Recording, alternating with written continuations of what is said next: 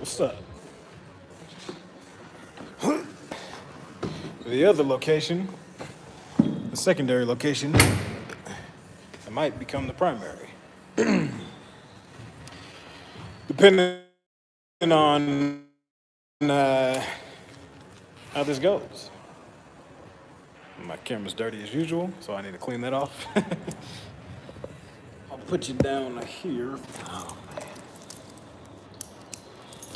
So yeah, today we got some squats.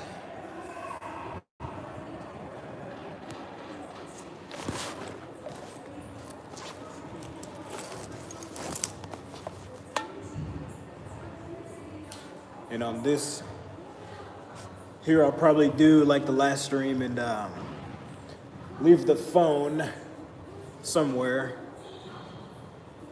Yeah, I figured landscape probably would be better.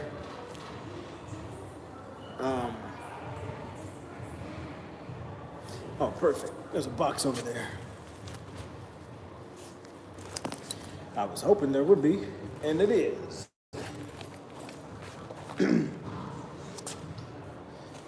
But yeah, I'm probably just gonna leave the well, I'm gonna still wear my headphones so I can listen to music. But since I'm not in the main part of the gym,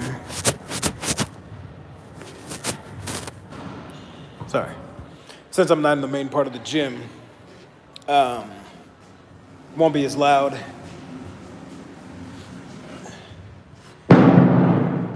Except for that. And yeah, so I can actually listen to my music. But I will get y'all pretty good. How you doing? I'll probably try to turn this thing around most of the time so y'all can get the good camera instead of the front-facing camera. Even though I'm sure it might not make that much of a difference. But also, this gym closes a little bit early.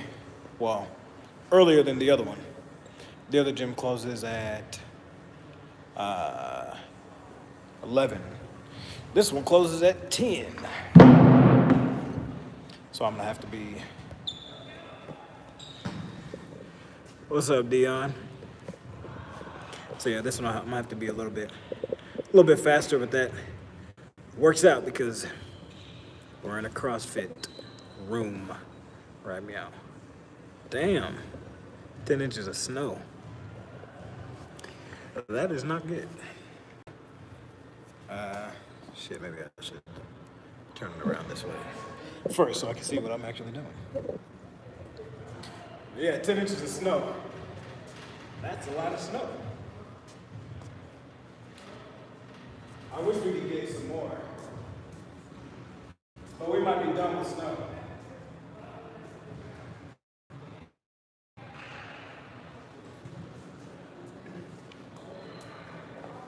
I actually like snow. But only when it's a lot. Only when it's enough to go sledding. Not when it's just, enough to make going outside uncomfortable.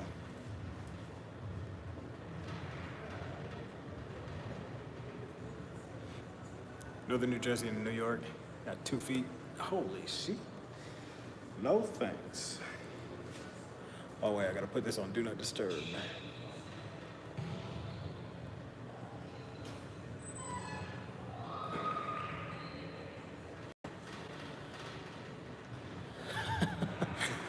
Damn. Yeah, that's pretty crazy. 2 feet is a lot of feet.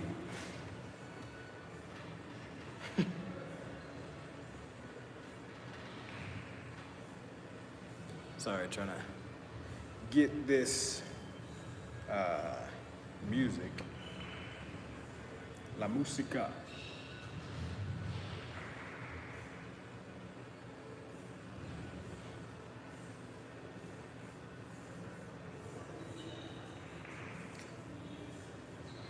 With them waves. Them reverse hair waves.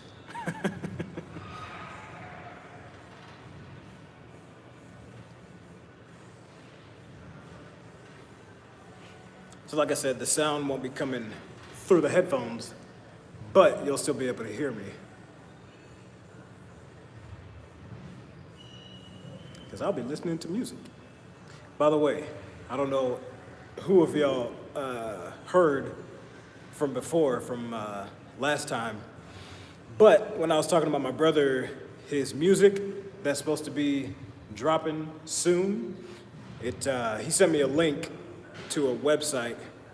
Well, what up, Jay Crow? He sent me a link to not the song itself, but to a basically, I think it's like the distributor or the publisher of the song or whatever. But on the website it says available soon. So keep your ears and your eyes open, because this is not one of those,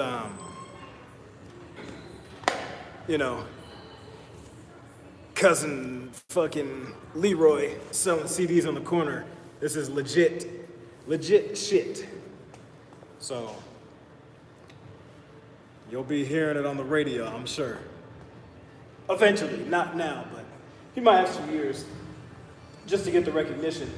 But I know I'm biased, but his music is actually amazing. So I'll be putting it on a lot of my videos, if not all my videos. So you will hear it soon. But yeah, anyways, what's up, everybody? Today's leg day, as you probably can tell from the title.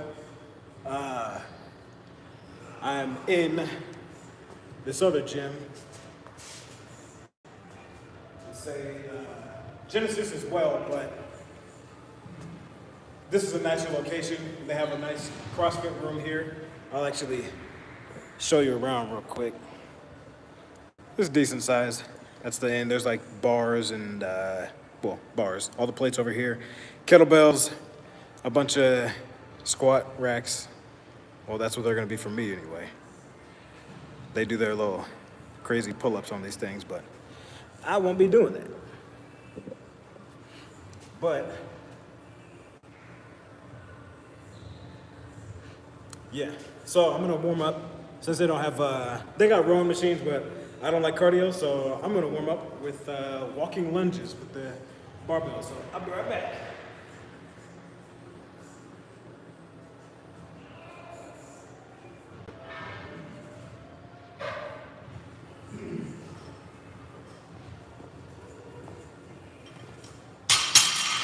They also only have deadlift bars in here, not squat bars. So, we'll make it work.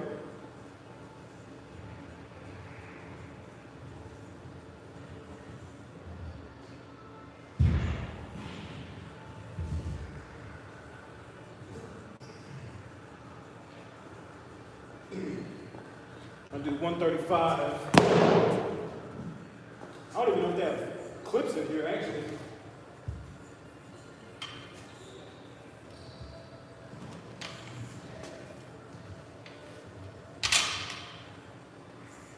I might have to go run and get one, depending on if my weights get wobbly.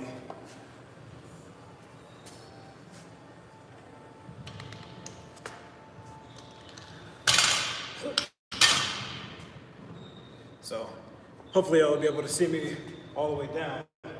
I won't see you going that way, but I'll see you on the way back.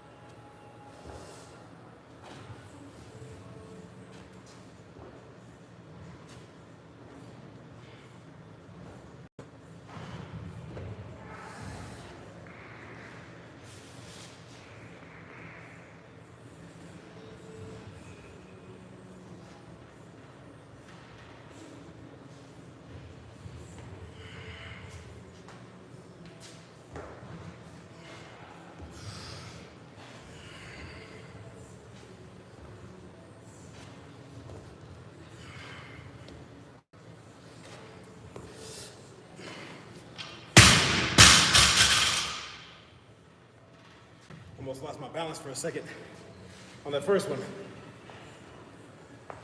I'll give it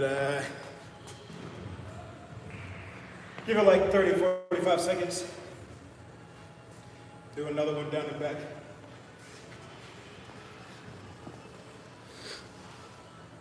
How much weight? It's just 135. What's up, Terrence? Thank you. Good form. I appreciate that. I'll probably just stick with 135 since it's a warm-up. Get the old people knees nice and juicy. I don't know if that's the right adjective for some knees, but I'm trying to get my knees juicy.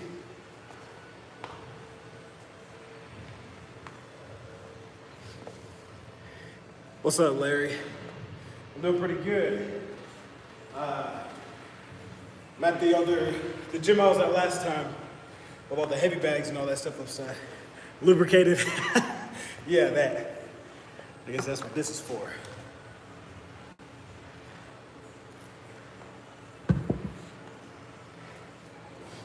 But yeah, I'm at the gym I was at last time with all the heavy bags,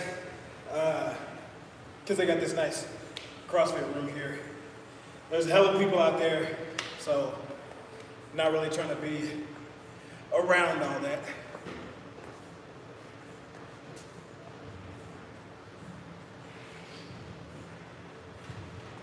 I think I'm actually I'll do a couple reps of deep cleans. Then do the walking lunges. Probably only like 5. Don't want to tire myself out and look dumb.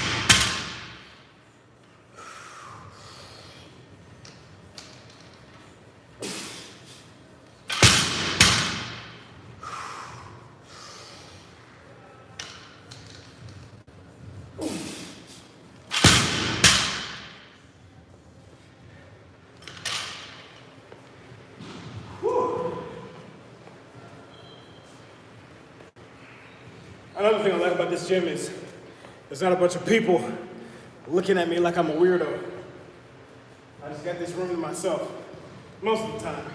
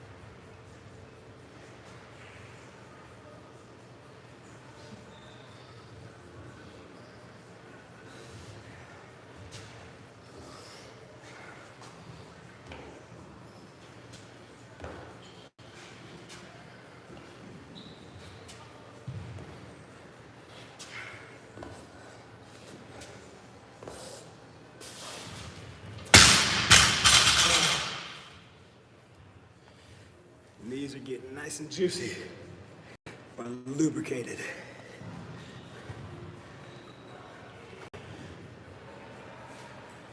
Actually, it's gonna use my chalk.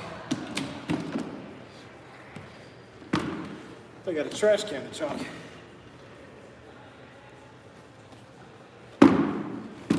So I'll just use that.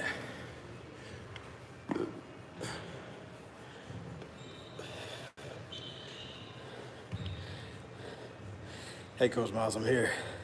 What's up, Casey? It's form is perfection. It's what I strive for. Don't always get it, but most of the time don't get it. But as long as that's what you're trying for, you're doing all right. I need tips on strengthening the wrists. Had a few sprains in the past. There's a workout. It's really good for wrists. Shake weights, and baseball, you know. Just kidding. Well, I'm not kidding, but so the wrist specifically, what's up, respect? Wrist specifically, that's a tricky one because although you can strengthen your wrist, so let me see, you said sprain or strain? Sprain. So there's actually a difference between sprain and strain. I don't know if you know, just for everybody else. A strain, I think I'm gonna get this right. I don't know, the one is, whichever, if I get it wrong, it's the other way around. But I think a strain is when you overstretch a ligament, meaning a muscle to muscle bone to bone connection. A sprain is when you overstretch a muscle to bone connection. So tendon. So strain, oh no, I'm wrong. I think it's the T's. Strain, that's T, is tendon, and sprain is ligament. So if it was a muscle thing, then it was probably a strain actually. But if it was a ligament, bone to bone connection, it was a sprain. But anyway, that's neither here nor there. With the wrist, it's interesting because your wrist itself, it doesn't have muscles, it's your forearm. So the wrist is one of those joints that doesn't actually have muscles that are specifically in the wrist itself. It connects to the, carpal bones, but it goes up the whole forearm. So all the muscles with long names like the longissimus and your extensors, your flexors, ulnar and radial flexors and extensors, all that shit. But sprains and the strain is tendon. See, I knew what I was talking about. But one of the workouts I like to do, so for me, I actually do a lot of wrist work at work because I use drills a lot. So holding the drill straight is actually like, it's working the rotational muscles. Then just with other stuff, it works flexors and extensors. But basically, if you get sprains or strains a lot, you're gonna wanna work your flexors and extensors and the rotators. So one thing that's good for the rotators is literally anything that will have any kind of resistance, whether it's the resistance from the momentum, if you're holding like a longer bar, not like a 45-pound bar, but just like a metal bar, even a PVC pipe, like over there. Just to the, right here, these PVC pipes. Just rotating, not doing your whole arm, but just like locking your elbow to your side and rotating it quickly. Basically, the faster you go, the more resistance it's gonna be. And then same thing, or not same thing, but same concept, wrist curls and extensions. So with the curls, I'll put your elbow on something so you're not doing this. You wanna just curl the wrist all the way down, all the way up. And then the other way, put your forearm flat on something. So if you're like kneeled down next to a bench and you're just, doing like a motorcycle like that, you'll probably only be able to do like 5 to 15 pounds with it, but that's perfect. Wrists aren't that strong, so you don't need a ton of weights to work it. I'm actually gonna do one more set of these walking lunges, and then we'll move to squats right over there. And I can tell I haven't drank enough water today because my ass is cramping.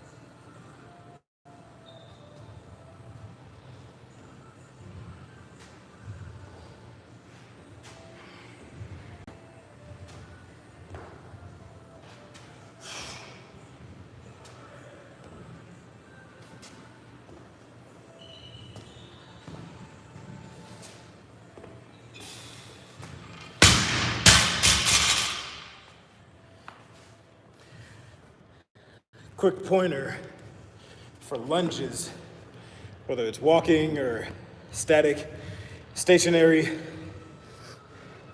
for the gains. Quick tip for lunges. I'm gonna lower the camera so you can see my butt, legs. So, a couple of things. Show you from the side view. First, the distance of your feet will determine whether, that's the main factor that will determine whether you're using more quads or glutes. So if your feet are narrow like this, and you come down, watch where this knee goes. Actually, I'll just need to scoot back a little bit. All right, watch where this knee, my front knee goes. So if my feet are close together and I lunge straight down, my knee is going past my toe, which is not a bad thing, but with it being in that stretched position, you're not gonna be able to get as much force from the front leg. So it's gonna be the back leg, which is actually gonna be quads. So if your feet are close together, basically anything where your knee is over your toe or your heel is directly below your knee, anything in this range here is probably gonna be more quads and this back leg here, because that's where most of the weight is going. Now, I'm gonna switch legs so I don't get tired. Now, in a wider stance, when you're here and you go down, now my knee, this knee is behind this heel.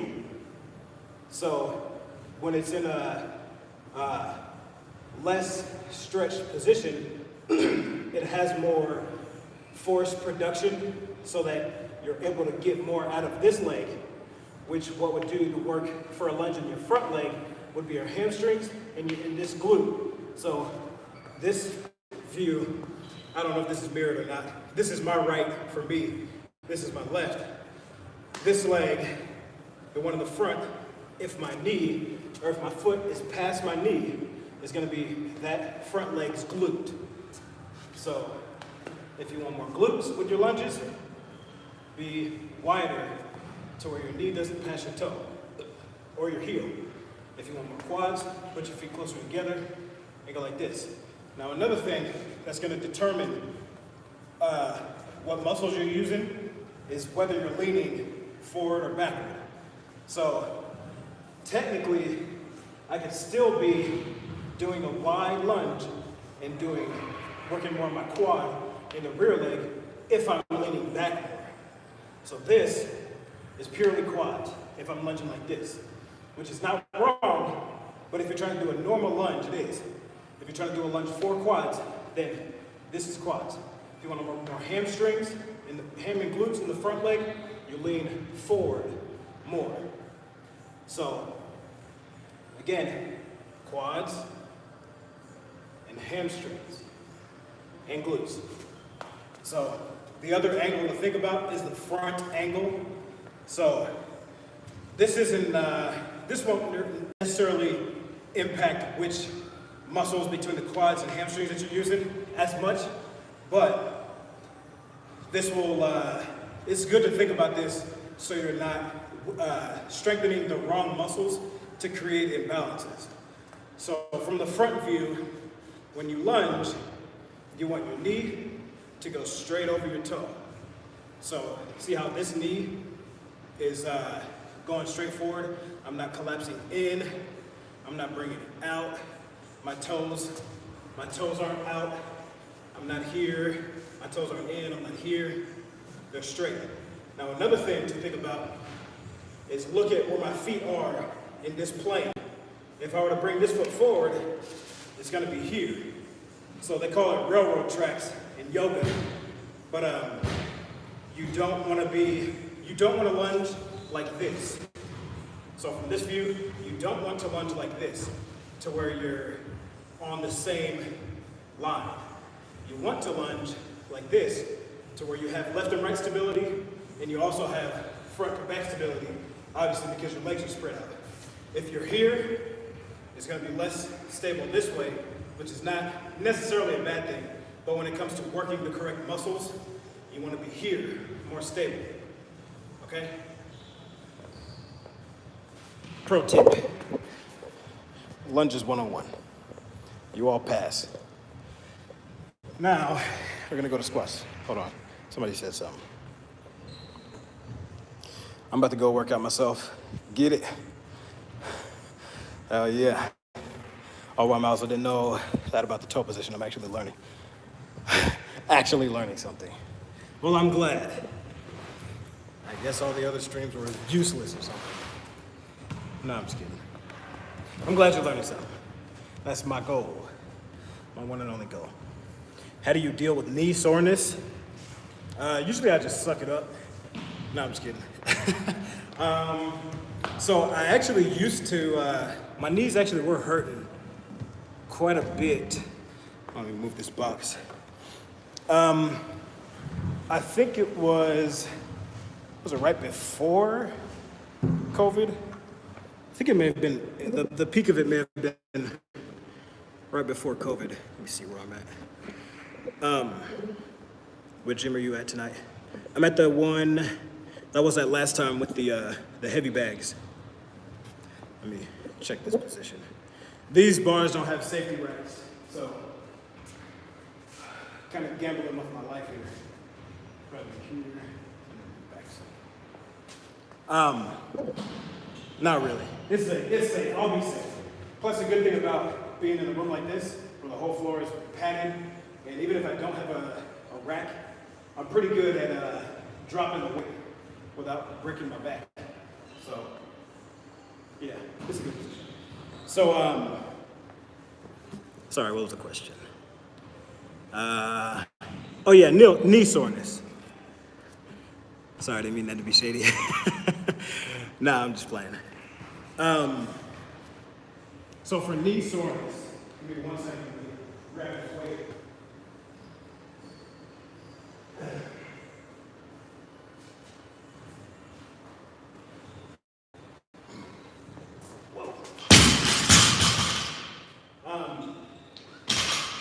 So yeah, anyway, let me restart that sentence for the 8th time. Knee soreness. I think, like I said, the peak of my knee soreness was like right before COVID. And it hurt even to do this. Like whether it was doing more of like a a knee squat, or if I was doing a regular squat, just picking something up, my knees were hurting a lot. And I have this tendency to do this, but what I think one of the biggest contributing factors was I was doing too much quad dominant workouts and not enough hamstrings. So if you're quad dominant, you have to think of every joint as kind of like a battle. Well, you want it to be harmony, but a lot of times it's like a battle between the two sides of the joint. So arm, for example, because it's easier to show my arm. On one end you have the biceps, and on the other you have triceps. They do opposite actions. If you have tight triceps or overactive triceps, underactive biceps, you'll be more tricep dominant, but even naturally, if they're tight, you're gonna be more like this. You know, your arms are gonna be more locked out, and you're probably gonna have more of an open, like palm kind of thing going on. If you are bicep dominant, you'll walk around more like this with your arms bent, and then to compensate, obviously, because you don't want to walk around like this, you'll probably pull them back or out, and then you see people walking around like this with fucking ILS or invisible lat syndrome. So basically you want it, but also what comes with that is pain. So if I have tight triceps, and it's usually the extensors on each joint that causes the most pain. So, well, I guess not usually, but in certain cases, like elbow and knees, it's usually the extensor that causes the most pain. So if I have tight triceps, my elbow is gonna hurt. Like, it's gonna feel like it's inside of my elbow. It's gonna hurt because I'm doing too much tricep, not enough bicep. So basically, when I go through a movement, if my biceps aren't there to stabilize, to provide enough stabilization, then it's just gonna be like pulling really hard on that joint, with the flexors. Same thing with the extensors. It's the same thing with the flexors. And I'm gonna feel like bicep pain if my biceps are tight and my triceps are weak. But like I said, in certain joints, it's more with the extensors. So it happens to be knees and elbows where your extensors, aka your quads and your triceps, will cause more pain. So for knees, your pain in your knees could be because you have tight quads or overactive quads. So what you do to counteract that, or to help heal that, is, or balance it out, as you say, is do more hamstrings. So I would actually, for a while, until you start to feel less pain, less tightness in your knees, I would only do hamstrings. Do some light quad stuff to warm up your knees, maybe some jogging or Stairmaster, whatever. But don't go heavy with quad exercises. Try to focus more on hamstrings.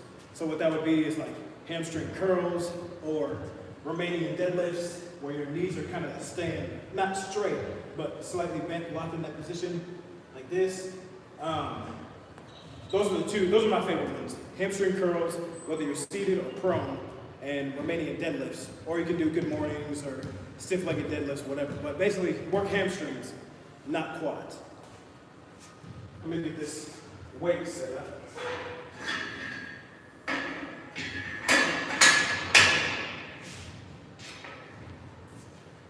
Like I said, I don't have clips on this, so I'll just have to hope that I load it up evenly on my shoulders. Or else you might be seeing some funny videos pretty soon.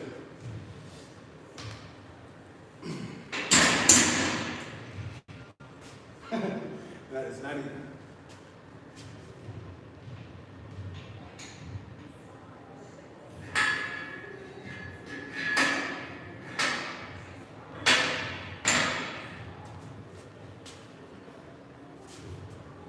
Also with squats, I don't know if you can see, but let me pull it up closer so you can take a look. But with squats, whenever I load up with weight, or whenever I rack the weight, I should say, I put it below my shoulders. So it's kind of hard to see from here at this angle. But in order to put the weight on my shoulders, I have to squat down to it, and then I'm not actually going to squat this way. You always want to face toward the rack. But, well, I guess not always, but usually with safety mechanisms, that's just a better way. Plus, you want to lean forward into the rack to rack it instead of falling backwards. So, like I said, as I'm standing up, my shoulders are above. When I come underneath, I want my knees to be bent. Sorry, you can't actually see my knees barely, but I have to stand up to unrack it. Now, I'm actually probably going to lower it even one more, because this would be good if I was squatting high bar, which is up on my traps, but I squat low bar. So I'll show you the difference. High bar, I'll show you high bar first. High bar, the bar is up on my traps, here, up on my shoulders and my traps. So you see how much it clears whenever I stand up. If I were to squat low bar, like I usually do, I bring it down here to where it's up on top of like my rear delts, not on top of my shoulders. So if I stand up all the way here, it's still a good clearance, but if it gets heavier and I'm like, you know, barely making it, actually I lied. That's a good height. I'm gonna leave it there. But you get the point. You don't want to be squatting down, or you don't want to go up on your tippy toes just to rack the weight. You want to have to lower yourself to the bar, or to the rack, in order to rack your weights. You really just snatched 135 like it was nothing. No, I cleaned it. But I know what you mean. And 135 is nothing. Do you wrap your knees in plyo tape for stability? No. Not gonna lie, I don't actually know what plyo tape is, but you might mean like kinesio tape or rock tape or something like that. You said tape, right? Yeah, tape. No, I don't use any kind of, sorry, trying to get this thing in a good spot. I'm using the back camera, so I won't actually be able to see myself in the frame, but I'm just guessing. Yeah, kinesio tape. No, I don't use anything like that. Not for any specific reason, but as you'll soon learn about me, I try not to use things that I don't absolutely need, which is not necessarily a good practice, but it's what I do, because I like to depend on only my body. I mean, I guess it's bullshit because I eat food, right? And I sleep in a bed, so that's not good. But you definitely don't do this, because recovery is paramount. You want to recover to the best of your abilities. But I just personally don't feel like I need to use kinesio tape, or I guess I won't say never, because I have used it before, but I don't currently use it. My wife uses it, or whenever she goes to the chiropractor, she has used it before, and I think she needs a benefit from it. But I'm not very susceptible to the placebo effect. Not saying it is a placebo effect, but I am a man with little faith. So my mind, my brain doesn't help me recover with those types of things.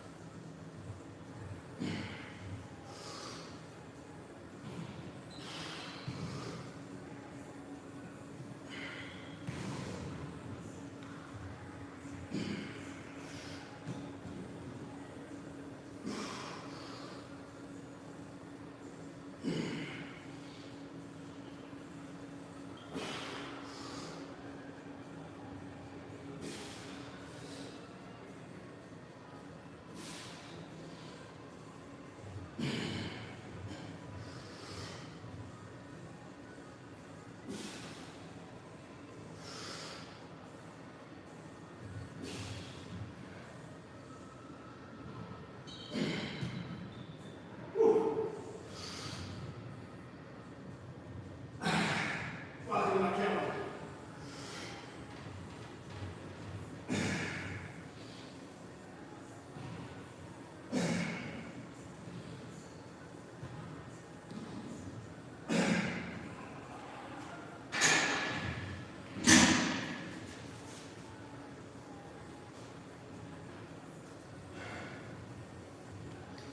So I actually don't like using the back camera because can't see where I'm at. But working those hammies and glutes, yes. Is it safe for beginners to go that deep? Depends. When did you lose your virginity? Just kidding. I'd say as long as you have the flexibility, yes. So let me get this bar set up. I think some of you know what's coming. This was kind of low. Good though, make me feel tall.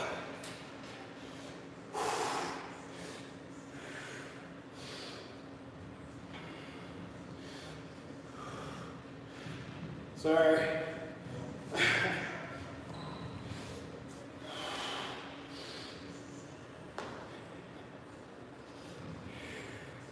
Do some CrossFit pull-ups.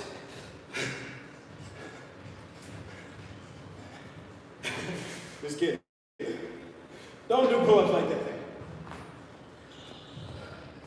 If you want to fuck up your hands and shoulders and shit, do pull-ups like that. If not, do them like a normal human, please.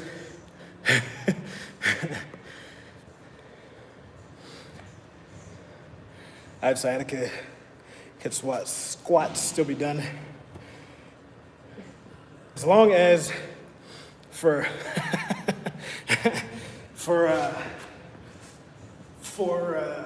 sciatica, that's a hard one because for those of you that don't know, sciatica, your sciatic nerve travels down. Basically, I think it's called one of your foramen. It's like in your pelvis, there's basically a hole in your sacral part of your pelvis that the nerve goes through that and goes down underneath your glutes and down the back of your leg.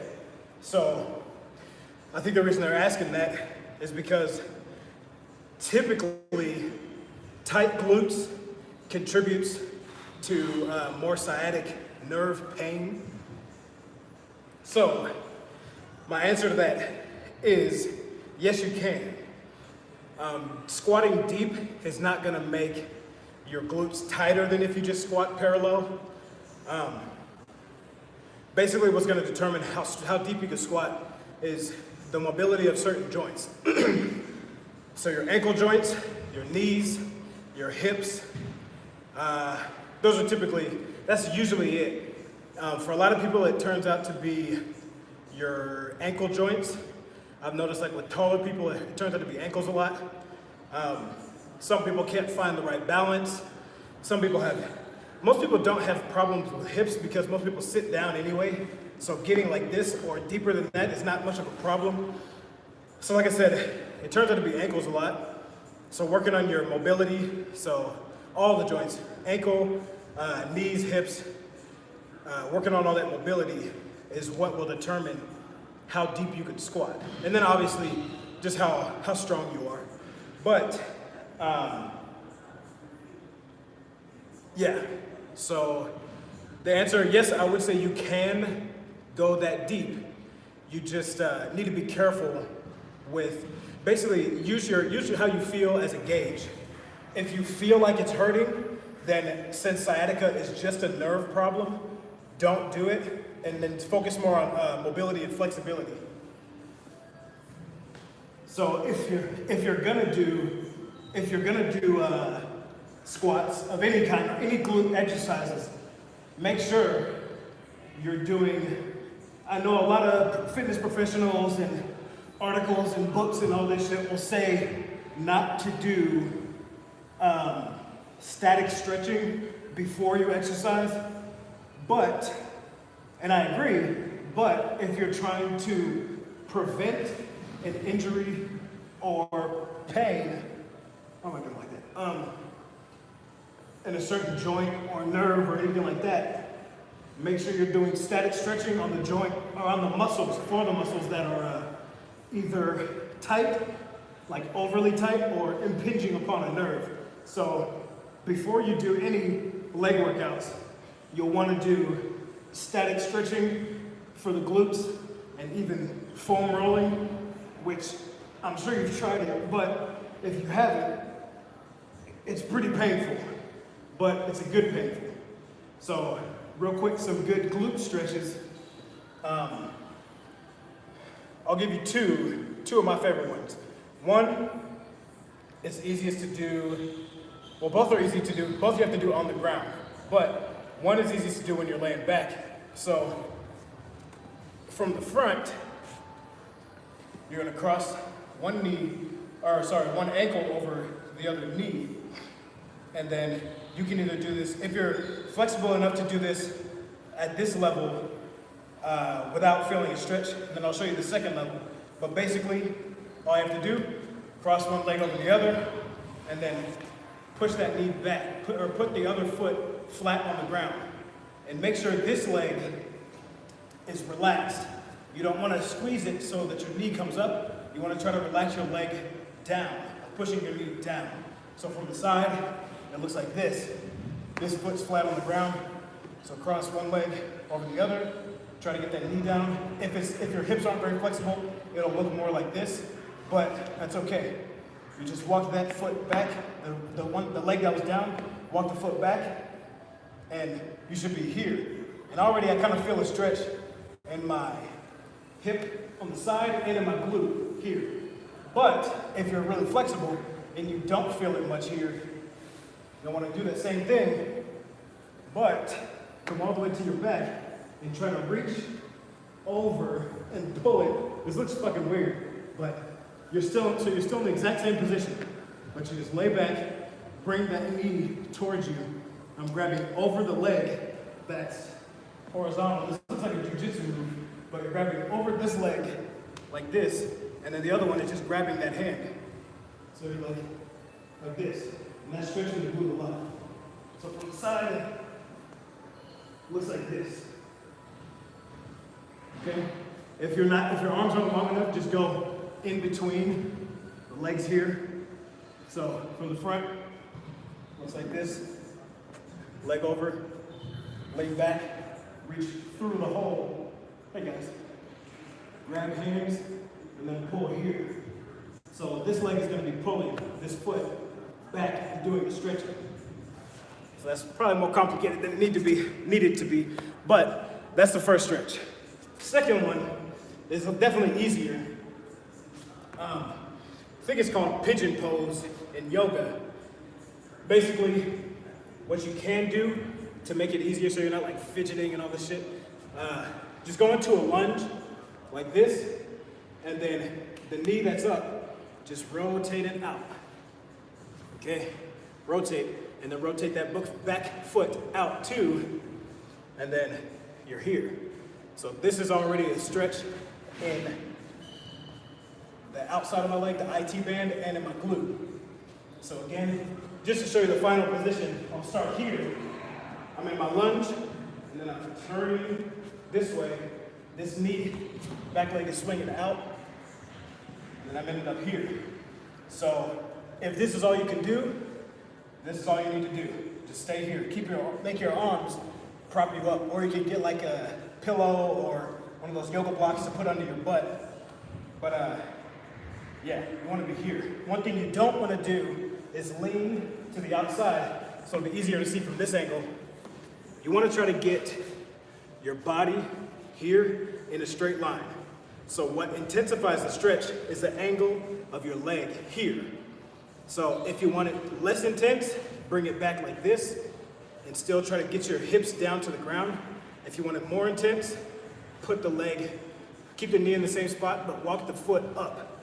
So this is a lot more intense. But like I said, what you don't want to do is sit on this leg and cause this leg to go out, because then it's not a glute stretch.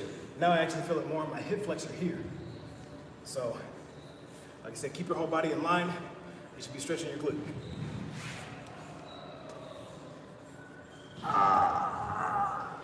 No, I'm just kidding. So, there you go. 2 glute stretches for you.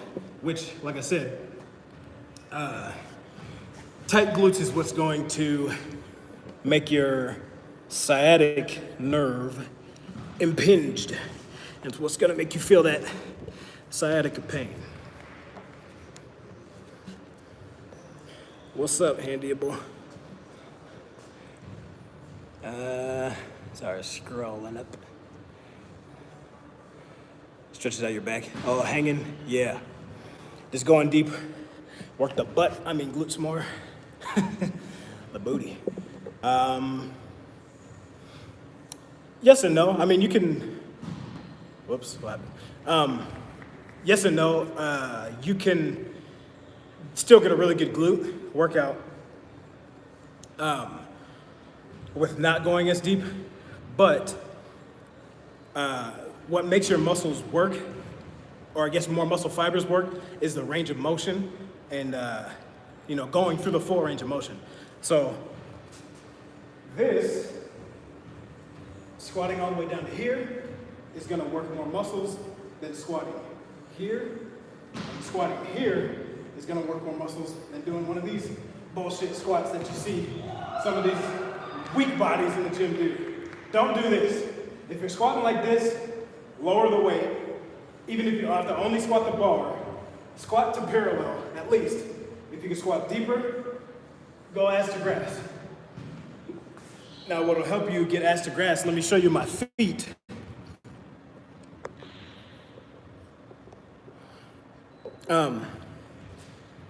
So it's pretty hard to squat ass to grass if you do like most of these quote unquote fitness professionals say, and have your toes straight forward like this. It's pretty hard unless you're squatting like this. Even if you're squatting like this, it's pretty fucking hard to squat deep if your toes are straight forward. So the reason being is that it's not, basically if I'm here, I have to squat in a straight, my knees have to go over my toes, and it has to be in line with my hips as well. So if I'm trying to squat ass to grass with my toes straight like this, it's causing my knees to cave in because my hips have to be in line with my knees and with my toes. So what you do, turn the toes out. Now when I squat, my knees or my hips are in line with my knees are in line with my toes. So my knees can come out. Also, if you're like me, you kind of gotta, I won't say I have a belly, but when I do my Valsalva maneuver, basically suck in a bunch of air, I can't squat all the way if my stomach is pushing my thighs. So I have to bring my toes out, and then, which will make my knees come out. So it gives a nice little hole here for my belly. So yeah, this position right here, I'll show you. I will actually try to squat ass to grass with my toes facing forward. And I'll show you from the side. My toes are facing forward, and what's gonna happen is this. Look at where my stomach goes in relation to my quads. When I come down, my stomach hits, and this is about as low as I can go without falling, because if I go lower, I'm leaning back, because my chest and my stomach on my legs is pushing me back. So when you open those legs, now you can get in between your legs here, and now you're sitting correctly. So from the, front, oh my God, I just had a brain fart. From the front, when my toes are out, I'm between my legs, even though I'll be holding a bar, even if I'm not, if your arms are here, whatever. If you're between your legs, then you have the correct center of balance, or center of gravity, because you obviously can't do it when you're back here. Because if I'm squatting, if I'm a fucking human, and I stand on my feet when I squat, if everything is behind my feet, I'm not gonna be able to balance. So I have to get part of my body between and directly over my center of gravity, which should be right in the middle of my feet. So I'll be here. Okay? So if you can't squat ass to grass, two things. One, it could be your actual mobility with your hips, knees, and ankles. And two, you probably need to turn those toes out so that your knees come out so that you can get between your legs. And I'm not trying to talk shit to anybody, but this is especially true for bigger people that have a belly.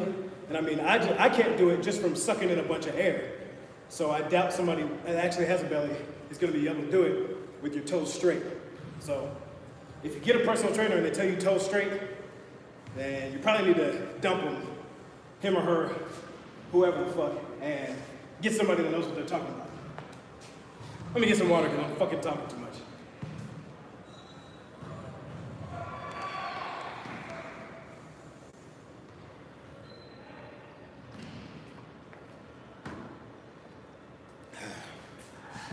All right, I'm gonna get this set up. Still trying to find out what's the position. I think that should be good. You'll probably be able to see my feet. All right.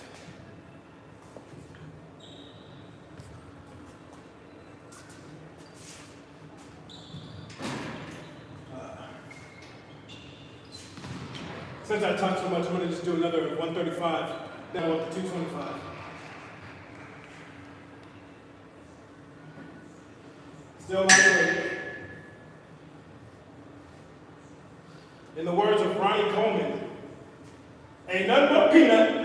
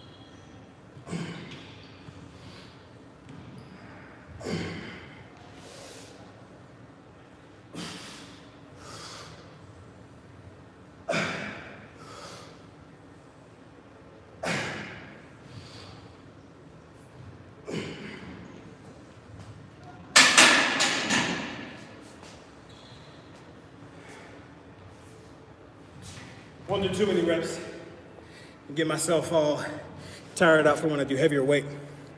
But yeah, I think Molly said glucosamine.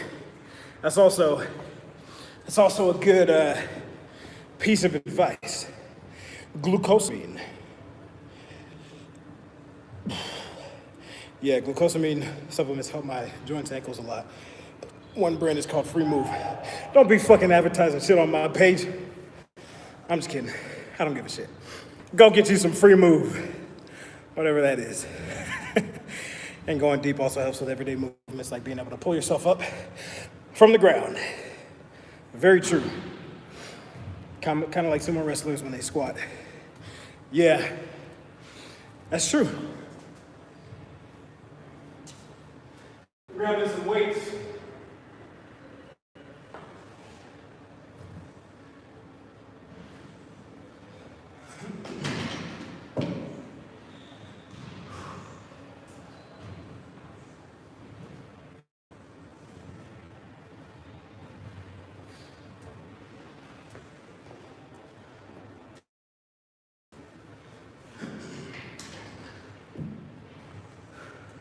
So before I was doing 700 pounds. Now this is 2,400 83 and a half pounds. Minus about 2,000 something. Hey, I can dream, right? Don't make fun of me, I just ate a fucking hella Chipotle.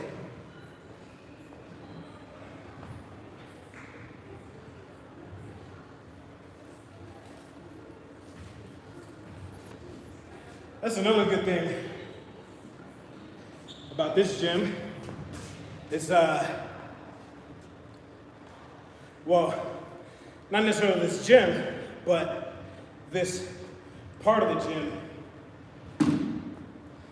Since it's a CrossFit room, you don't have to wear a shirt. I think I just had a hernia and a hemorrhoid.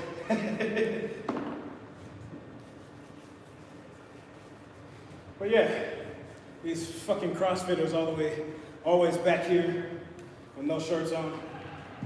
I can go shirtless too, goddammit.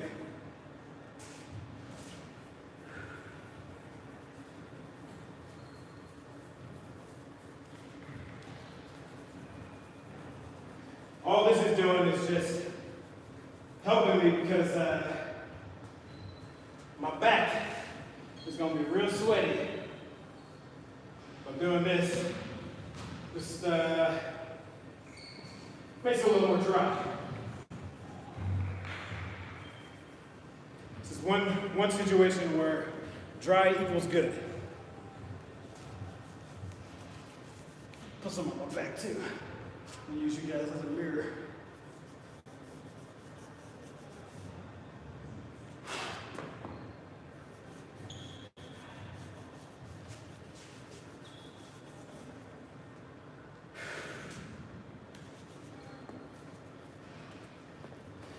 Mirror going. Wow, that was really ugly.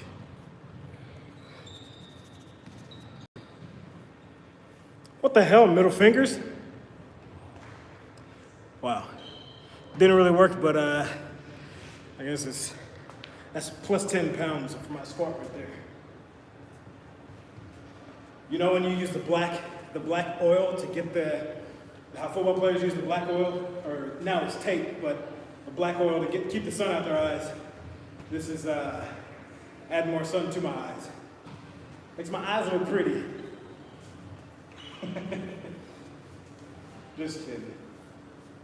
Don't do this. You might actually get chalk in your eyes and it might hurt. I don't know. Although this shit is non-toxic, doesn't necessarily mean non-hurty.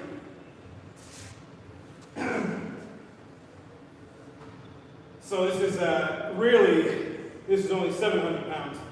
No, I'm just joking. This is 225. 225 pounds. Don't go telling people I can squat 700 and they come at me asking for proof.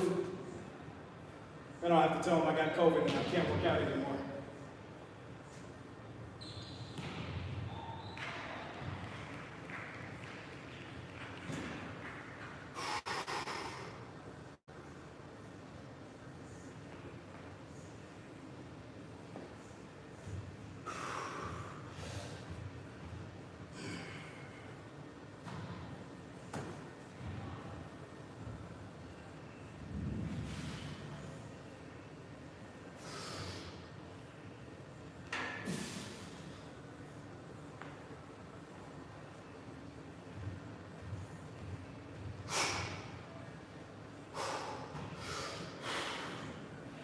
Watch how big my belly gets when I suck it on my air.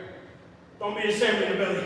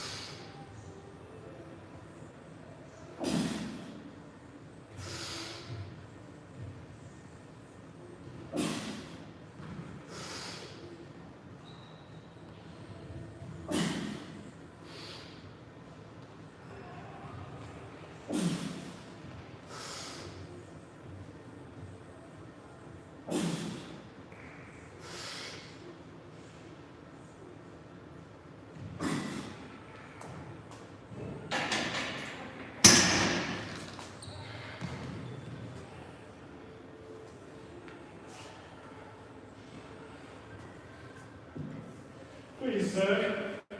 May I have another?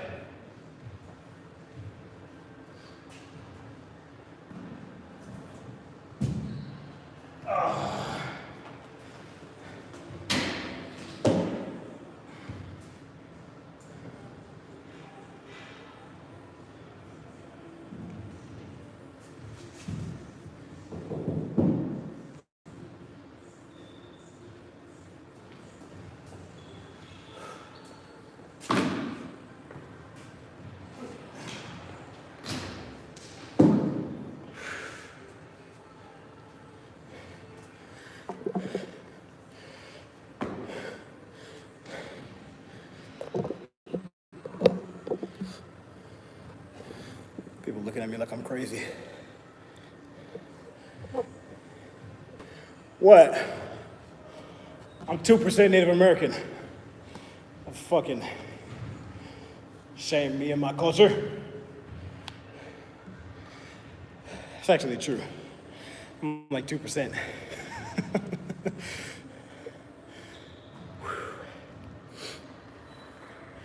Looking a little soft, bro. Fuck you. I'm just kidding. Well, guess I'm gonna hit the sauna. Try to dehydrate myself a little bit.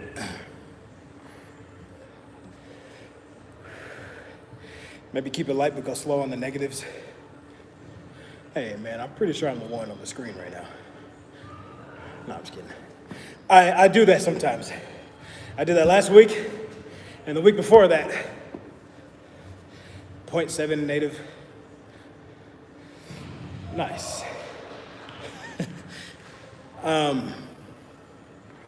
But no, I did that great buns. Thanks. I've been working on it. What tribe? Tribe Wanahakalugi.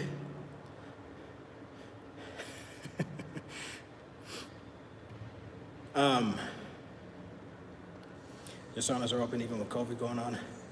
Yes. COVID does not like heat. I advise all of you that are ever exposed or think you might be exposed, go sauna. That heat is gonna raise that temperature and kill that shit. Maybe not all the way, but decreases your chances. Also, it improves your immunity and all that shit, so it's good for you either way. But yeah, it actually is specifically good for COVID. Infrared saunas specifically, which there's only one company that has third-party tested infrared. When you choke on your own words. Infrared saunas. And that's a company out here in Kansas, Sunlighten. Where'd my water go? But yeah, infrared saunas, or saunas in general, good for COVID. I guess I should say, bad for COVID, good for killing resisting COVID.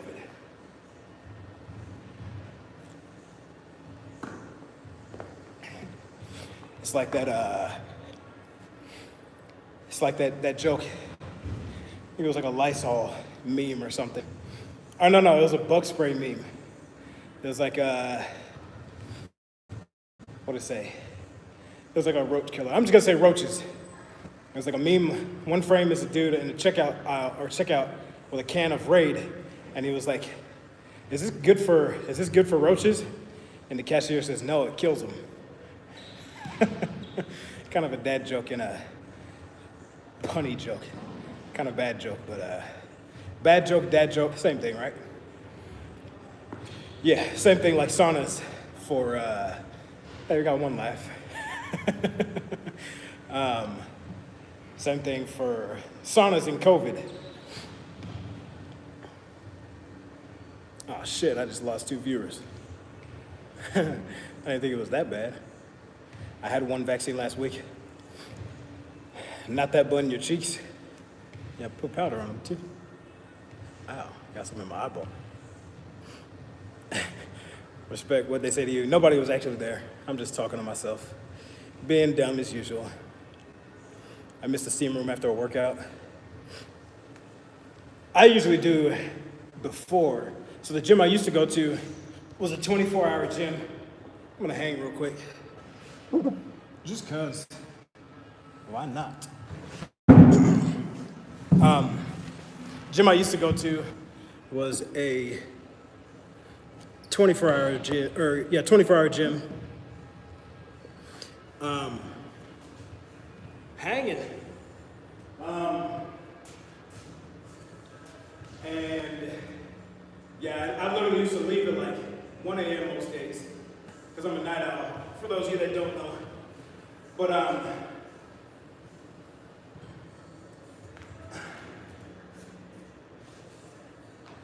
yeah, I used to leave at 1 and I would sauna. So I'd work out, I'd get there at like 9, work out for 3 hours, and sauna for an hour. Sauna steam room for a whole hour. And I mean, my wife would be like, what the fuck are you doing? But I was just in the steam room and the sauna. This is also good for abs.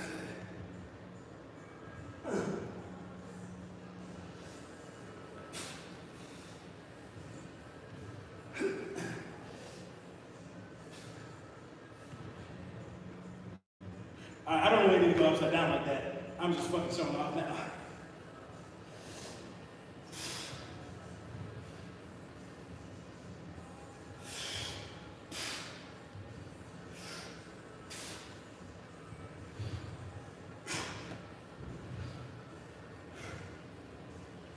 Guess I could have always been doing this 2-in-1 with my abs and my hanging at the same time.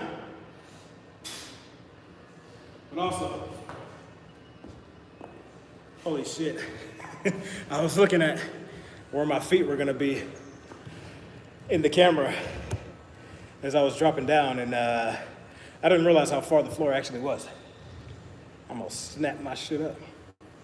It's 9:30. Another good thing about this room is I got a clock. So I don't need Handy Elbow telling me what time it is like he's my daddy.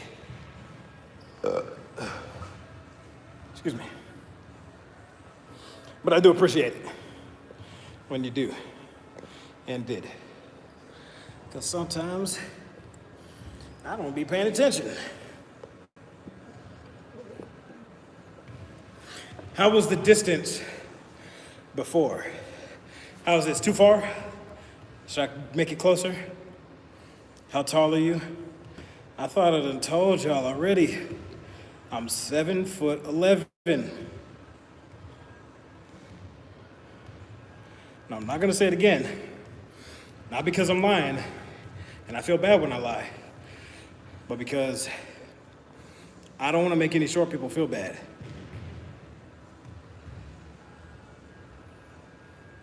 Do 2 minutes hanging.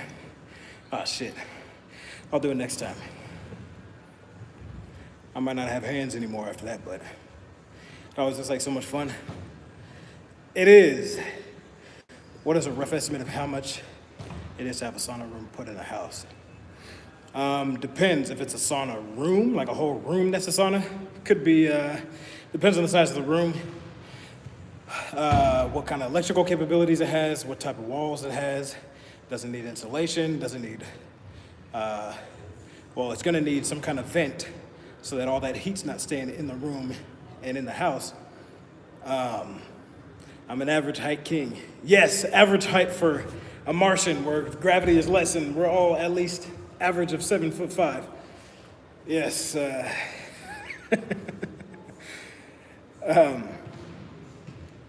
I'm 5'9". 5'9". I shrunk, whatever the word is. I shrank when I was in the Marine Corps. I used to be 5'10". This is not a lie, I'm not bullshitting. I used to be 5'10", and all the hikes and everything with the pack on my back, plus probably heavy squats and other bullshit. I lost an inch of height, an inch of height, that's it.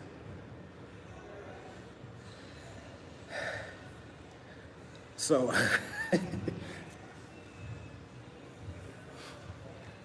sorry, Siri's fucking talking to me. Oh yeah, my bad. The sauna. So if you have one put in your, like somebody turned one of your rooms into a sauna, it would probably be, again, depending on the size of the room and a bunch of other factors, but what's up, Darium?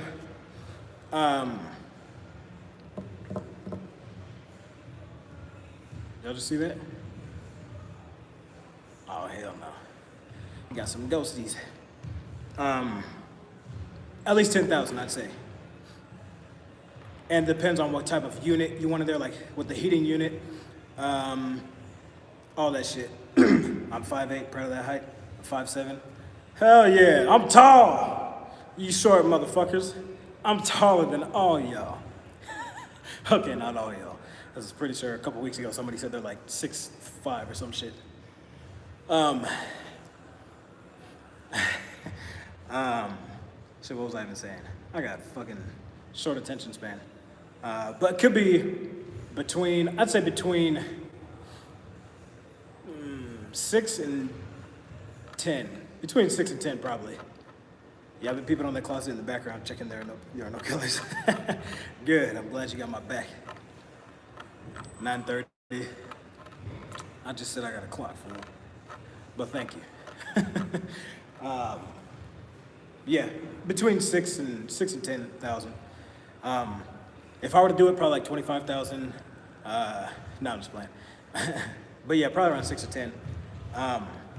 Just because there's so much that goes along with it. Now they do have separate sauna, like cabin units that you can just buy and put wherever, like put in your garage or put wherever the fuck. Actually, my wife works for a company that does that. And their saunas range from, for the cabin units, they range from 4 to 10,000. So the smallest one is like a 4x4 box, or maybe a 5x5, don't remember. I'm not a fucking salesperson. But it's like a 4x4 or a 5x5 box. That's $4,000. No, I think it is 4x4. The next step up is 5x5, and it's 6,000 or 5,000. And I don't fucking know the prices. It's between 4 and 10 for a cabin unit, and probably between 6 and 10 to have one built in there. Talk to her if you want prices. But how's this? Am I too far away? Should I make the camera closer? Yeah, I feel like it's pretty far. I don't need y'all to answer me. I'm answering for myself. Ugh.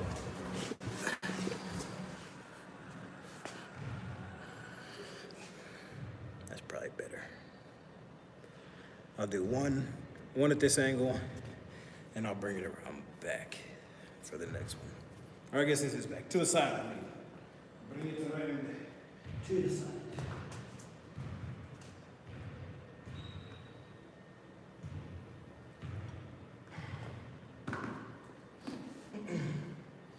By the way, have y'all seen them nasty ass ASMR videos where the people are fucking crunching on food and all that shit? That's gross. And if you like it, you're gross too. I'm just playing. I'm not gonna shame anybody for anything. I like cartoons and anime and video games. But I hate the sound of chewing.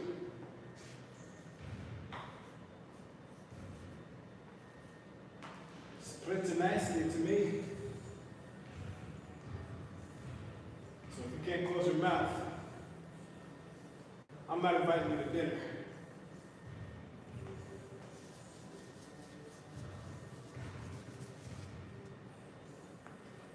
I always inhale that shit.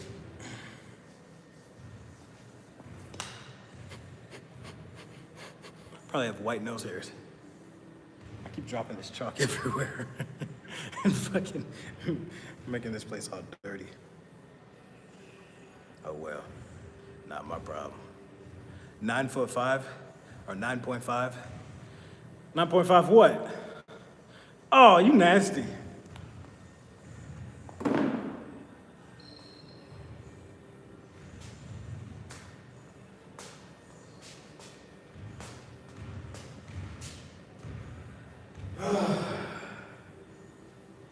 I'm so ashamed. I can't believe you done said that. Just for that, I'm gonna squat this weight and make it look light.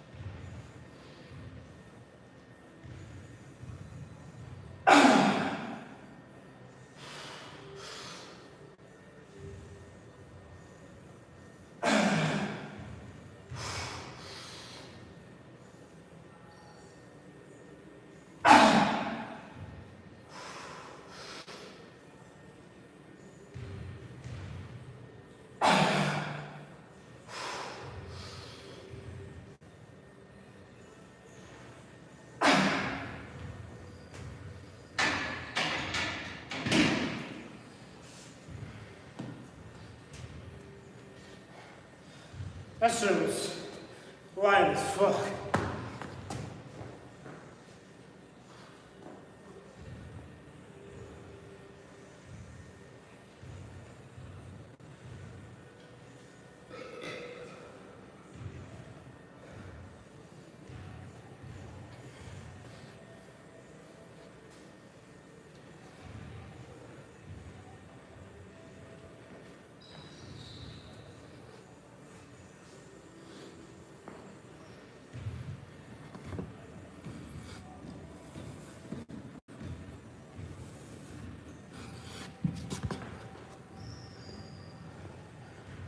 Just kidding.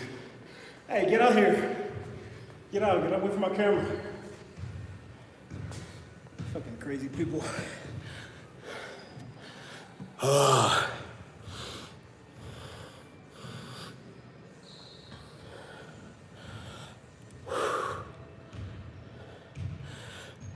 my God.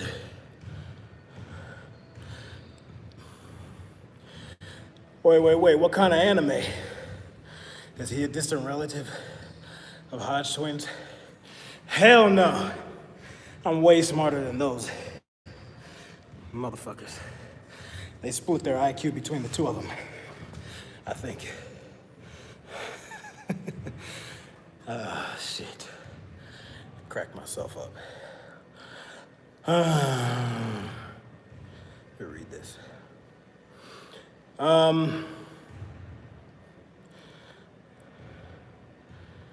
You do a video on how to isolate lower back. I can never seem to get that right. Isolate as in, like, work just your lower back for exercises, or isolate as in not use your lower back when doing exercises. Tell me now.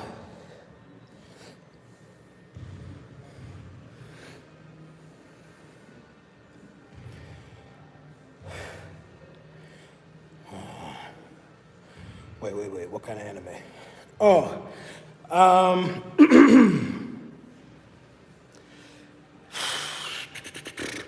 shit. A lot of anime. Where's that, Joshua? Yeah. Actually, I've been watching different shows lately. not anime, but The Magicians. I finished that in like 2 days. The newest season, 3, I think, or 4, 3, I think, yeah. Finished the Magicians in like 2 or 3 days. Marvel's Agents of S.H.I.E.L.D. Wolf Walker is an Apple TV Plus movie/show. Good night, Jonathan. I see you later. I'm about to fucking sit down because I'm tired. Always the worst angle for the belly, but I don't give a shit. What else? But anyway, I can't think of it right now. Oh, the anime shows that I'm watching right now are it's actually been a minute. The Disastrous Life of Psyche K, One Punch Man. I need to catch up on Dragon Ball Z and Naruto and Bleach and One Piece, all the big ones. But let's see. There's Demon Hunter. There's Death Note, even though those are done, way done. Seven Deadly Sins. Talking nerd shit over here. What else? I'm trying to think of what else I'm watching. I have some on the backlog. High School DxD. I'm just playing. I wouldn't watch that shit. If you know, you know. But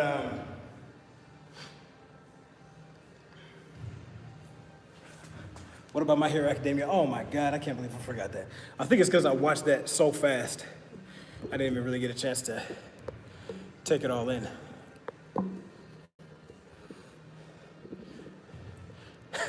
He said, oh, hell no. What's he say?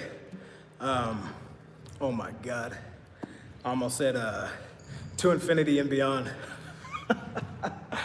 Plus Urutura. Plus Urutura.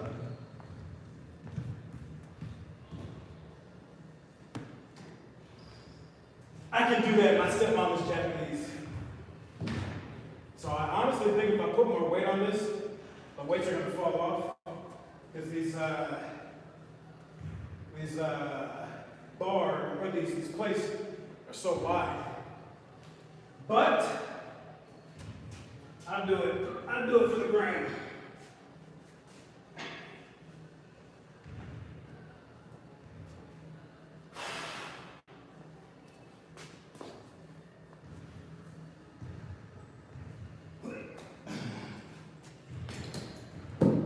Look how close that is.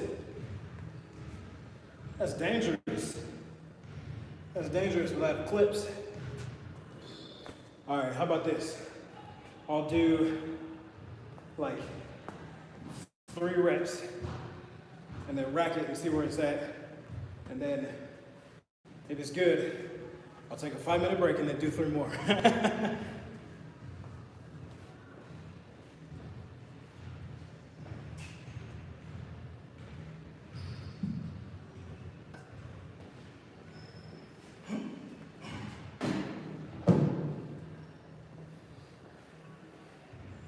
Pretty crazy what lighting can do for your abs, right? Watch this. I'm just kidding. That was not lighting. Like the light right here is good because it's like shining in the right spot. But if I was facing toward the light, okay, this is not a good example, but y'all know what I mean.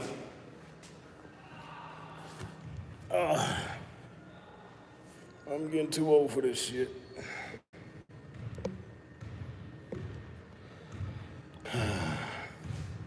Watch the Street Fighter anime movie. Oh, that's actually on my list. Like literally in my playlist. Is that when people chew into the microphone and you hear loud sounds like it's supposed to be therapeutic or something? Yes. This guy watches High School DxD. What's that? I don't even know what that is. Google's whatever that is. But yeah, My Hero Academia. That's that shit. That shit. Yeah, I don't I don't get that shit. The ASMR thing. My wife was just showing me some YouTuber chick that just eats like seafood and a bunch of other the nastiest shit she could find. Well, nasty as far as how it looks and how it sounds. And yeah, she played the video for like literally 3 seconds. And I almost snatched her head off her body. Because that shit was disgusting.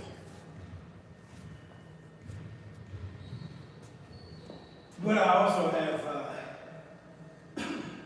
misophonia. Misophonia. I forgot how to say it. Sweet spot. Back a little bit. I think it's misophonia. Yeah, I think it's misophonia. Basically, it's not like a conscious choice. It's something in my brain where I cannot stand certain sounds, like the sound of chewing and things like that, crunching and chewing and slurping. Like, it actually it sends me into like murder mode, a murderous rampage. Doesn't matter who it is. It could be the president of Bulgaria. I don't know who that is. It could be anybody. And yeah, it's just gonna make me fucking crazy.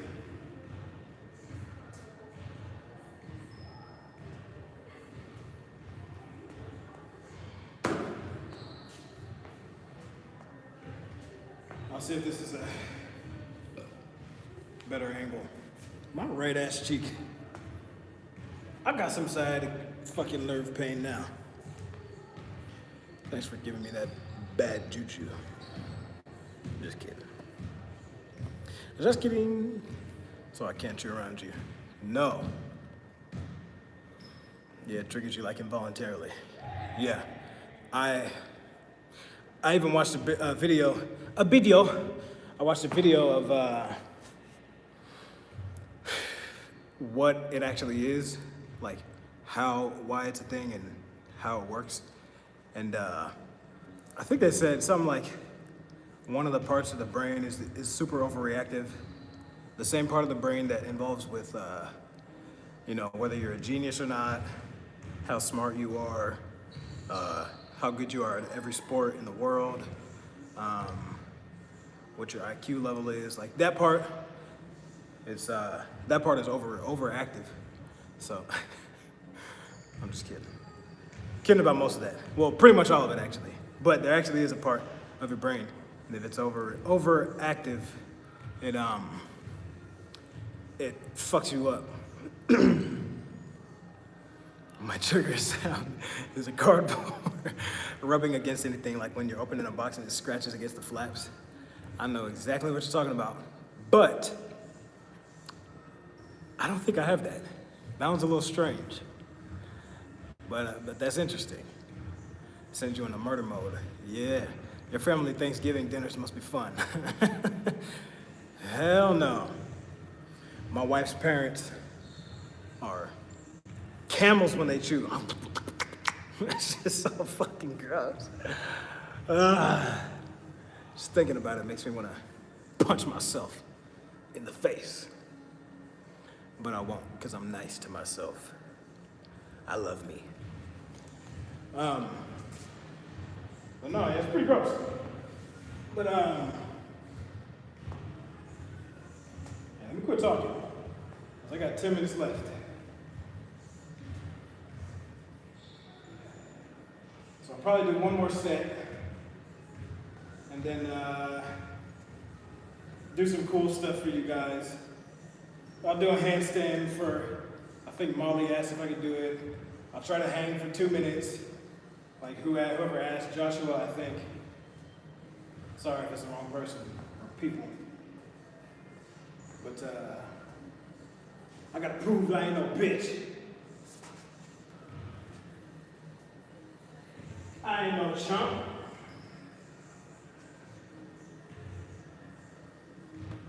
And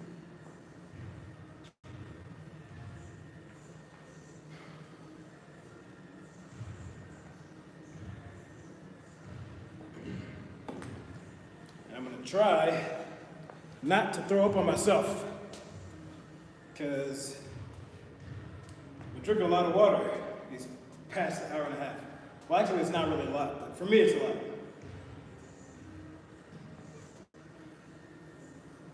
Should I do them like this?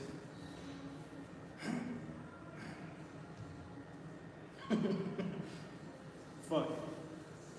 Fuck it. Bodybuilders get to do it. I can do it too.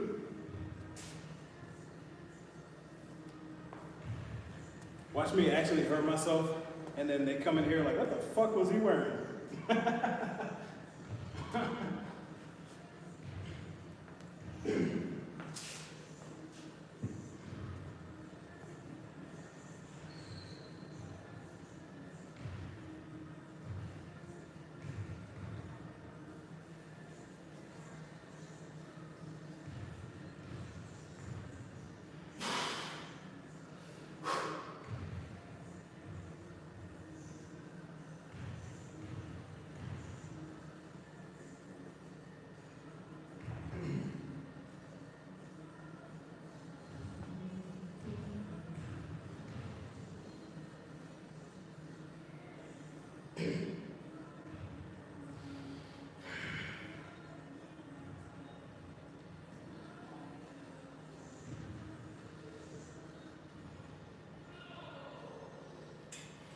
I forgot what I was doing for a second.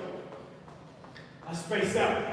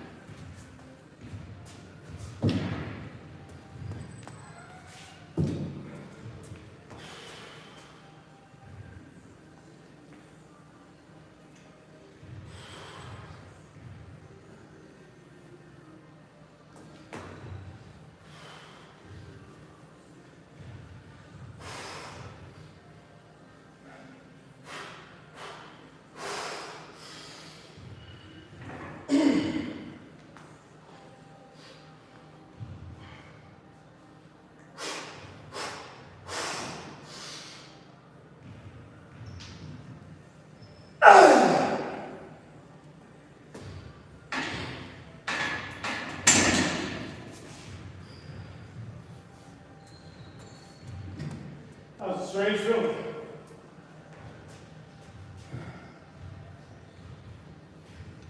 But I'm glad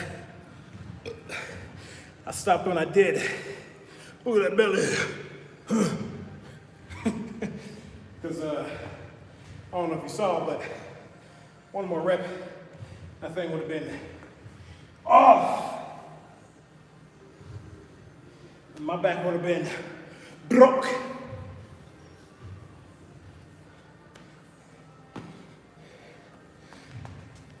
Just remember, if I hurt myself, it's up to you guys to use the proper avenues of emergency response and save my life. What's up, Ellie? Hello. This is your front camera. Yes. It is. Why? So a lot of weight, don't hurt yourself.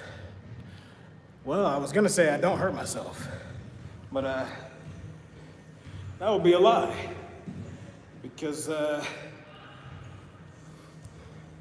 1-800 help Miles. What's it like in Arkansas?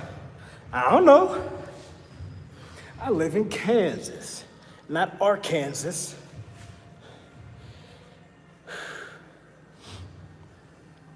All right, you guys. I got 4 minutes left according to that clock right there. So, well, 3 minutes now. So I'm gonna do a handstand, try to do a good one. I'm gonna do, is this a flattering angle? What's up, guys? I'll do, somebody left instantly. Take that as a no. What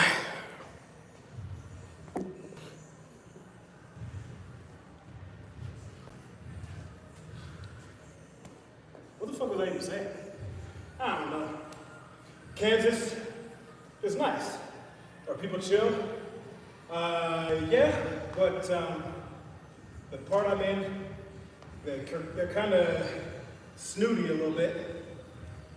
If you go like 10 minutes east, actually they're so bad over there.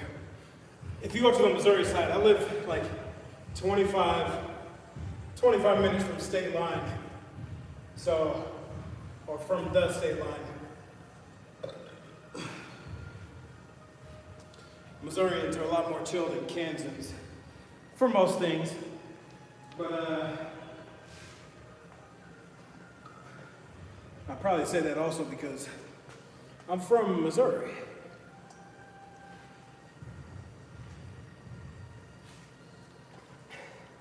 But I live in Kansas. But no, they're pretty chill. It's not like New York. If I had to say one of the extremes, California to New York, I guess Hawaii. Hawaii is more of an extreme than California, but between the two, it'd probably be leaning more towards California. New Yorkers are uptight, on the go, all the time. All right, just checking where my hands are at, so that, because that's where my feet will be at. But actually, I'm gonna try one the way I like to do it, and then I'll try one the normal people way.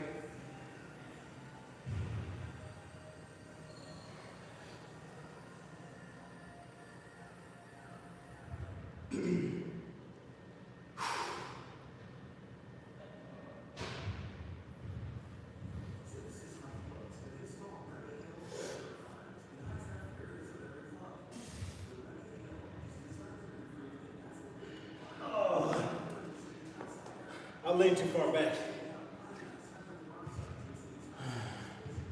Wasn't bad though. Let me try one more again. And I'm actually trying to go up slow, by the way. I can go up faster. Just trying to do it, make it harder for myself.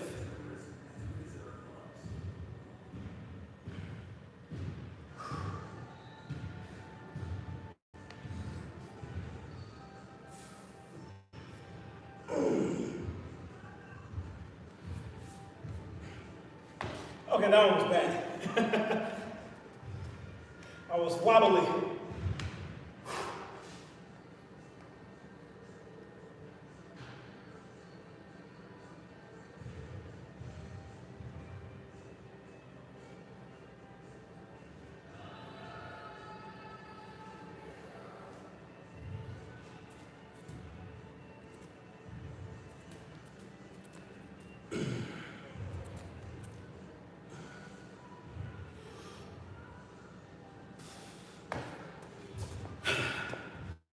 could have went longer.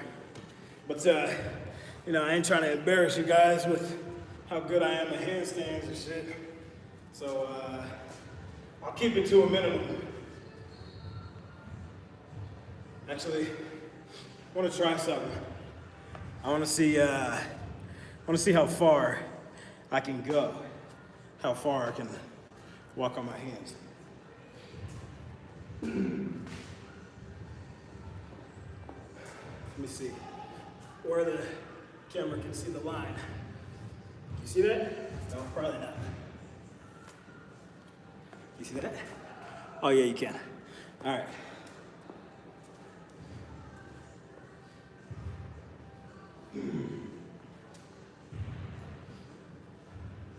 Try to make it to there.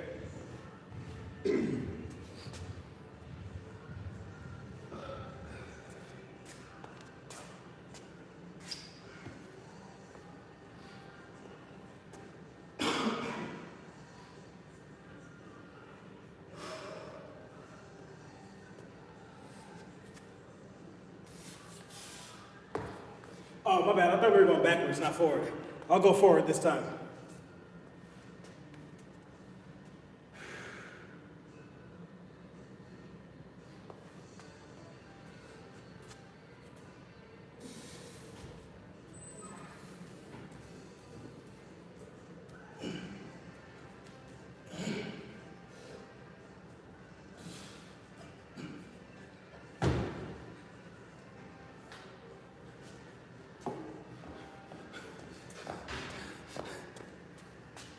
Thought somebody was behind me. Well, I made it to my goal at least. Okay.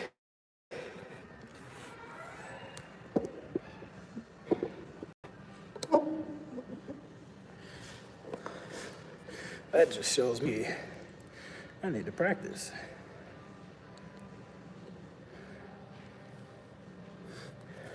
I couldn't do that if you held my ankles.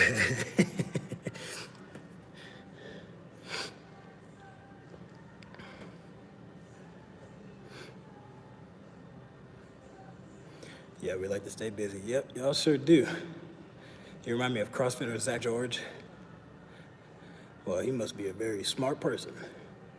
Because, you know, if it's the same lady I think it is, she went bar for eating a jar of pickles. Ew. I mean, I like pickles, but just the thought of somebody eating a pickle. She was chewing on the pickle like she was really thinking about something. The sound of that pickle chewing sounded like a bunch of terms and conditions.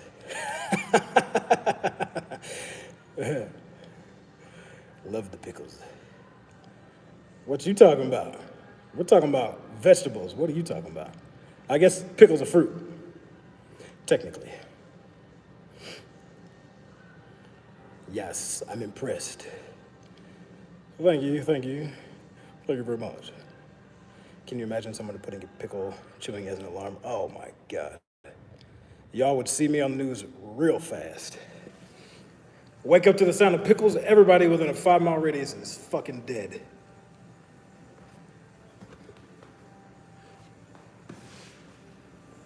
Mass murder in Kansas City. Hold your own ankles, let me help out. What the fuck? I'm from Missouri too. That's what's up. What part? Awesome, Miles, I'm impressed. Thank you. I appreciate that. I should probably talk about one of these that has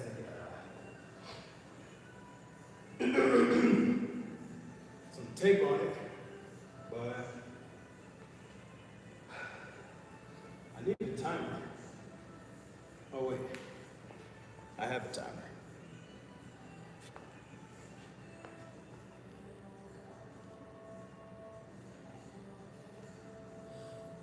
Let me see here.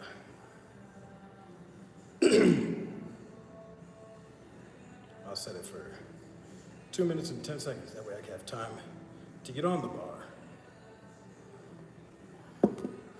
All right, here we go.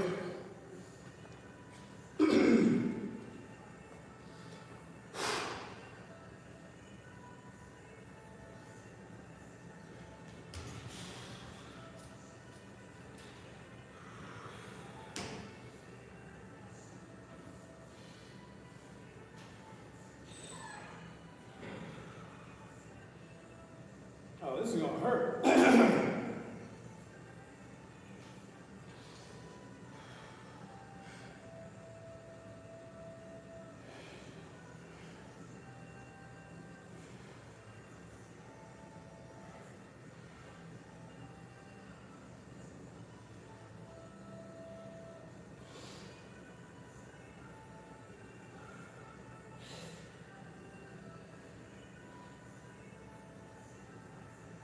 The screen went down. I can't even see.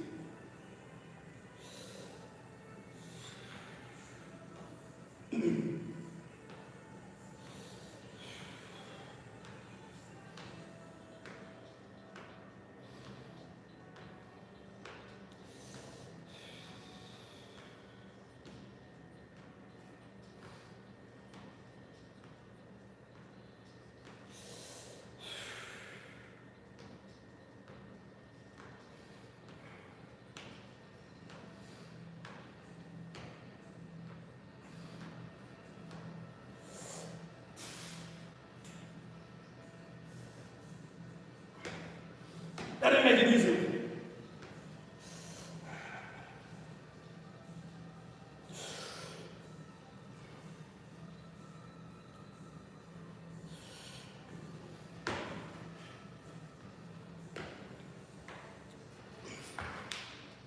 Fuck that. Oh my God. Okay, if I if I could have seen my timer, I would have stuck it out for 10 more seconds. Check it out. Look, look, look, look, look, look, look. It literally just went off.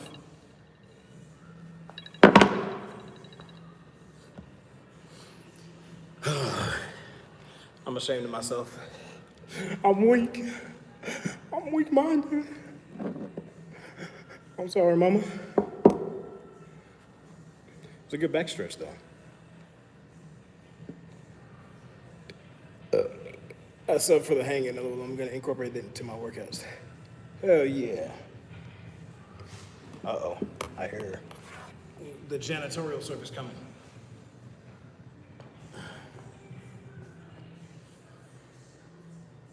I need to put my damn clothes on.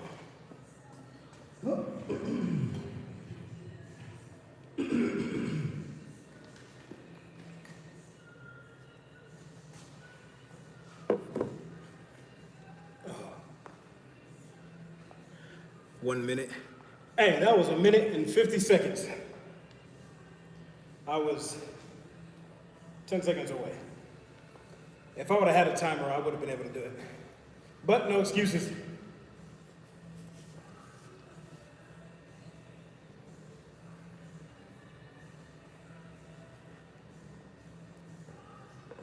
Next time I'll do it.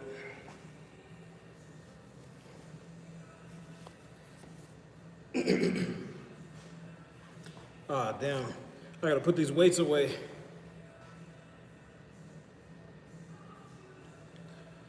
The worst part of lifting heavy, you always gotta put the weights away. Let me connect my headphones.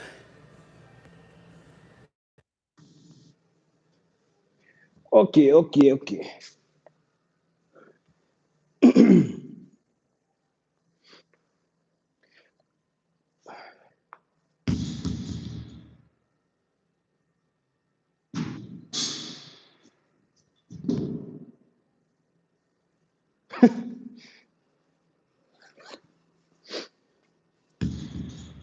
Pro bowler.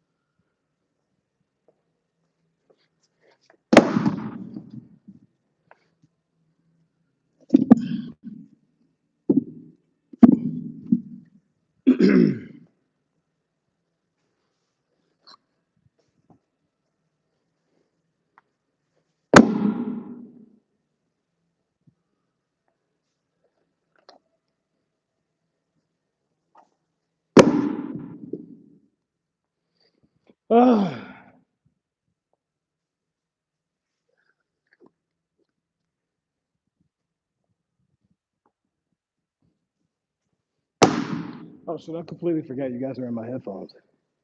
That's why I wasn't saying anything.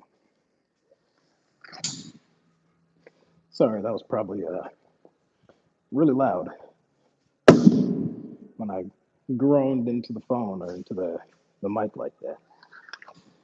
I apologize for your ear holes.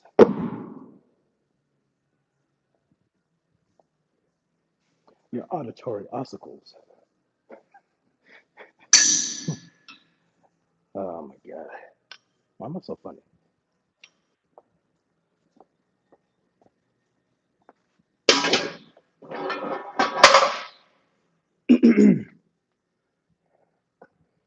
Let me not walk around in that room like that.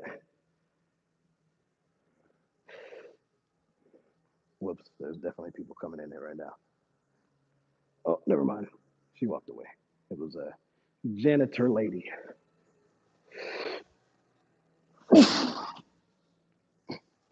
Oh my God, that was ugly, but I did it with no swing. You did it, mama. You did a super slow muscle up.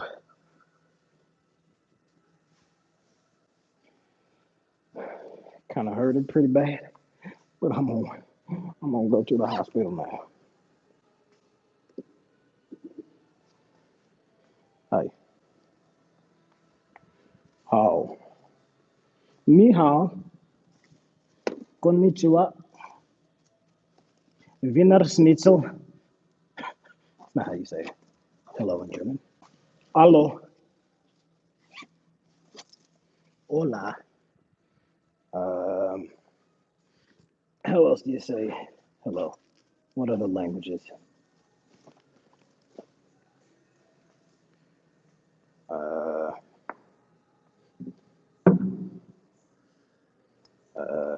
Jumbo.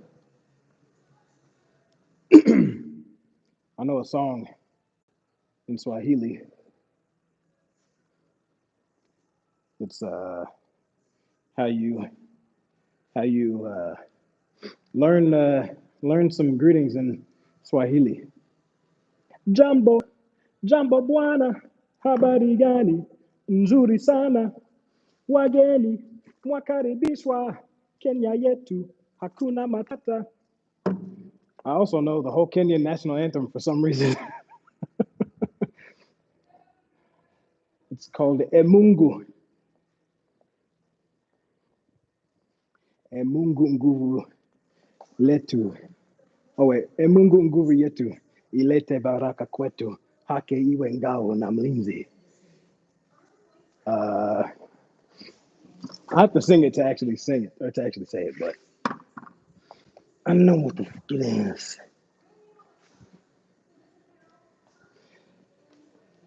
Na tukae na ndugu, amani na uhuru, raha tupate na ustawi.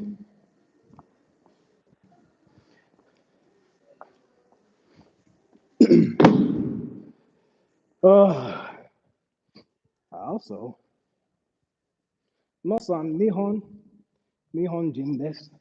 Some Japanese. Hajimemashite. Watashi wa Miles desu. Yukkuri hanashite kudasai. Wait, that was wrong. That means please say it more slowly. I meant to say,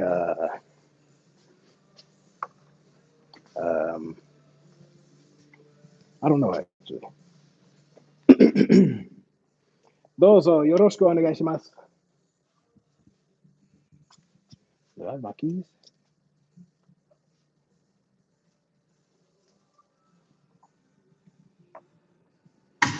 Make sure I have everything. My keys, got my phone, uh, got my booty. That's all I need. Something else is left. I'm gonna have to leave it. Come back tomorrow. And I saw this chalk on my face, looking like a crazy.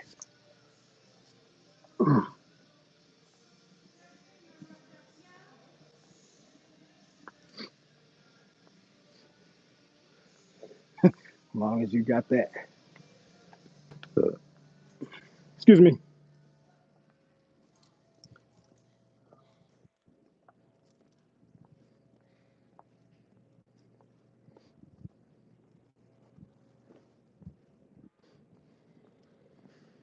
Oh man, it was a good day. It was a good day. Whoops, that door didn't close. Probably because I'm too strong. Be breaking doors when I open them. Nah, just kidding. I need one of those little gimbal. I think that's what it's called. Gimbal. I think it's gimbal. A little stabilizer thing. Because I'm all shaky.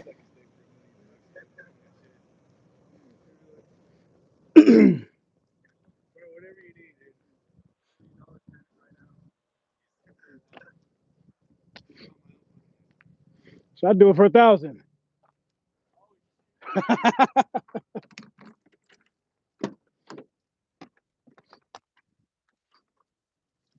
don't even know what they're talking about. I heard somebody say I'd suck his dick for $1 million.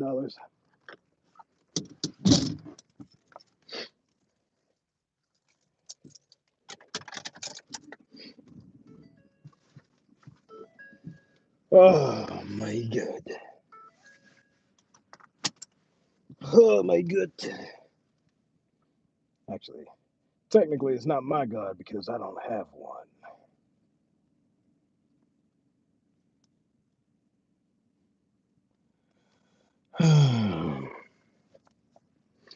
Get my random head offers. Well, one of them got kind of weird. One of them laughed. One of them said, "Oh shit," and then he laughed. The other one just got silent.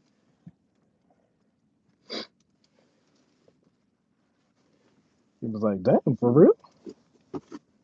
Maybe I have to take him up on that offer." And now I'm fucking pulling out toilet paper. I mean, paper towels and shit. I'm probably like, "Oh my god, is he really about to do it?"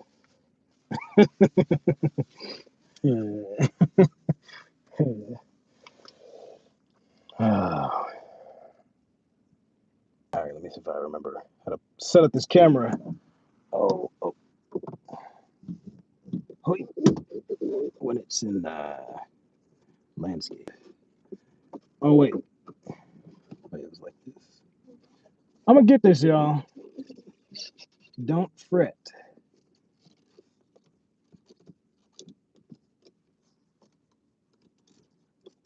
Bear with me. Almost there. All right now. If you don't notice how a lot of old black people say that. All right now. I say that to old black people all the time just because I know they're gonna say it to me first. Bing bong. There we go. Fret none. I kind of like this angle.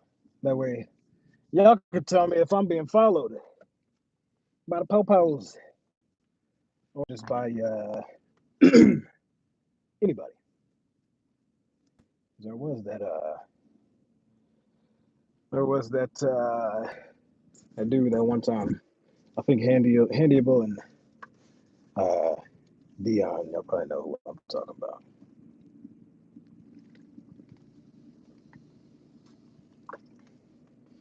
Sorry, I know you guys just talking shit on ASMR, and here I am slipping water in your damn ears. My bad.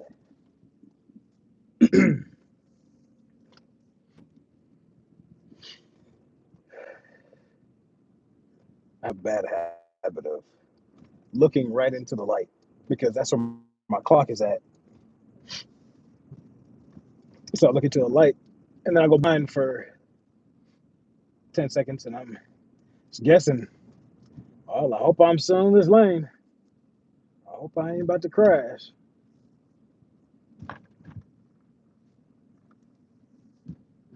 But oh well. What'd you eat today? You would like to know, wouldn't you? Just kidding. I ate Chipotle. Chipotle, just because it's good, it's fast. I feel like I was just making a commercial. I was actually just stuttering. Um, it's a good and fast, and like as far as health goes, as far as like how good or bad the food is, I'd say it's in the upper 25% as far as getting food out, like going out to get food. Um, I'd say it's in the upper 25%. We definitely have some places that are a little bit healthier. I don't know if you guys have Bop where you're from, but it's basically a Korean version of Chipotle, healthier food and that type of shit. But anyway, then there are a couple other places like literally like specifically health foods or health food restaurants or fast food health place. You know what the fuck I'm trying to say. Um, so yeah, Chipotle is in the upper 25% as far as how healthy it is, I think, or at least that's what I convince myself of, so I don't feel like a fat boy. But anyway, ate a Wendy's. Hell no, that's lower 25. Actually, I'd say Wendy's is probably lower 50, maybe right around the 50 line, because it's not as bad as some other places like McDonald's and Burger King and KFC, but it's definitely not as good as some healthier places. So I'd put it right around the 50%, or yeah, 50 out of 100 as far as healthy. Um, but yeah, Chipotle, I ate a bowl. I got a bowl to go with a large flour tortilla, two vinaigrettes, uh, extra brown rice, extra black beans, double chicken, um, hot hot salsa, corn, cheese, and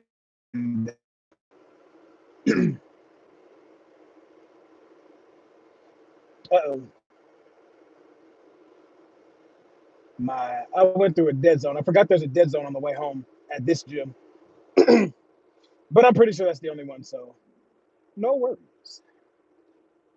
Um, I'm doing better on protein consumption, less back pain now. Nice.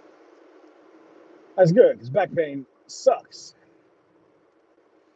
I with wrestling, like not just wrestling random people, but re- uh, actual like wrestling, the sport. um, I started to get a like constant chronic lower back pain because I don't know if you guys have seen wrestling. I'm sure you have, but the stance that you're in, you're fucking bent over the whole time,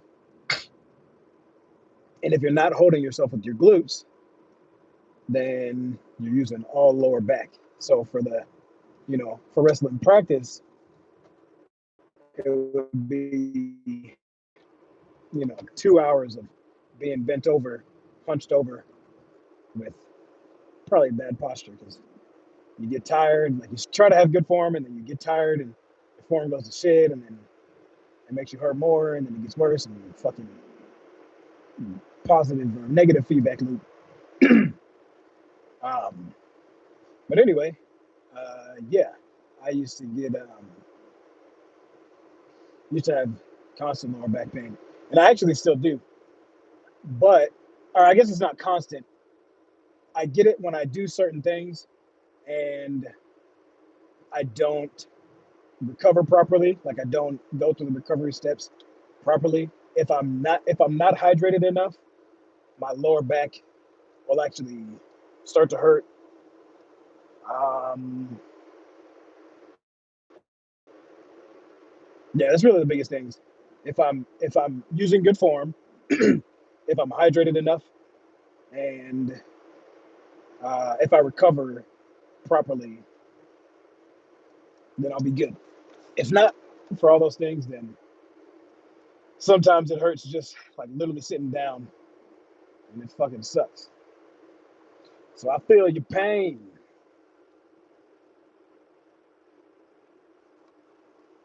Here comes the stalker. And don't be fucking freaking me out. That lower back put in work. Is Kansas flat? Pretty much. That's right. Treat yourself. Yeah. So I actually, based on my macros, I high carbs for me is actually kind of a necessity. I mean, I probably could have got better carbs than some chips, but I knew I was going to be doing legs today. So sometimes simpler carbs are good as long as you're going to use them. If you're just eating simple carbs all the time, then it's not good. But as long as you're going to use it, it's not as big a deal. Oh damn! Here's where the slow drivers come.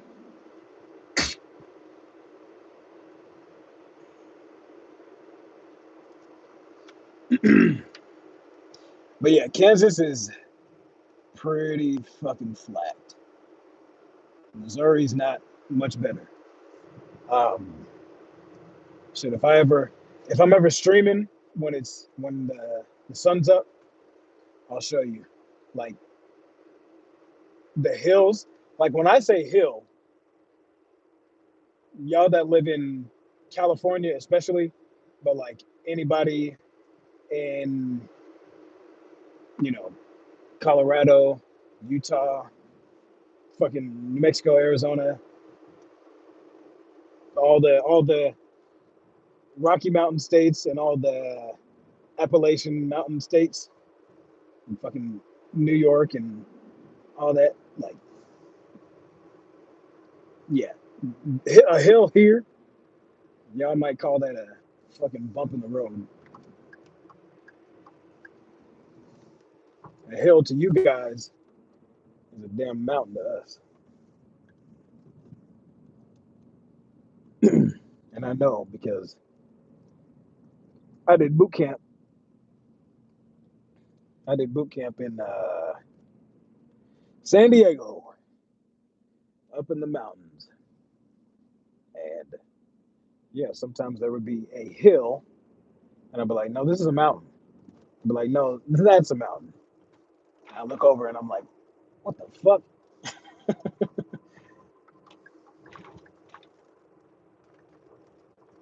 Foothills. Yeah. Yeah, New York, y'all got some hills. Some hills. One of my favorite books is called My Side of the Mountain. It's about a kid. I forget his name, but well, I say favorite books. It's like a fucking probably a fifth grade reading level, but because I read it when I was in fourth grade. But it's called My Side of the Mountain. It's about the Catskills Mountains in New York, and I remember being being in fourth grade. I was like, New York with the mountains? What? That always sounded crazy to me. But then I thought about it, and I was like, just because a a state has a big city, one of the most well known cities, like big cities, doesn't mean that the entire state is a fucking big city. That was a weird hiccup. Um,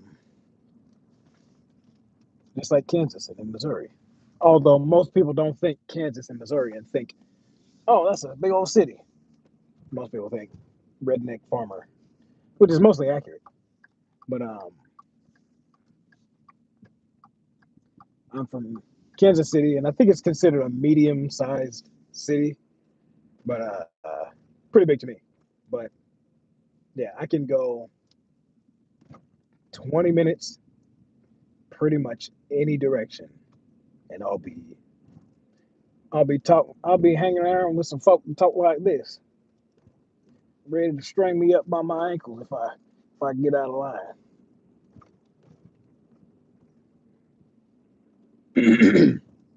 Yep, I am in Kansas. pretty close to state line, Missouri. Kind of not technically in Kansas City. Technically in Shawnee, Kansas. Um, it's a very Native American part of Kansas. This road is. Oh wait, I was about to tell y'all where the fuck I live. I'm not going to give y'all that information. But roads are named like after tribe, like Native American tribes, like um, Cherokee and Apache and shit like that. Mission, although mission is also an English word too, but that is also a Native American tribe. Blackfoot. There's actually a road called Blackfoot.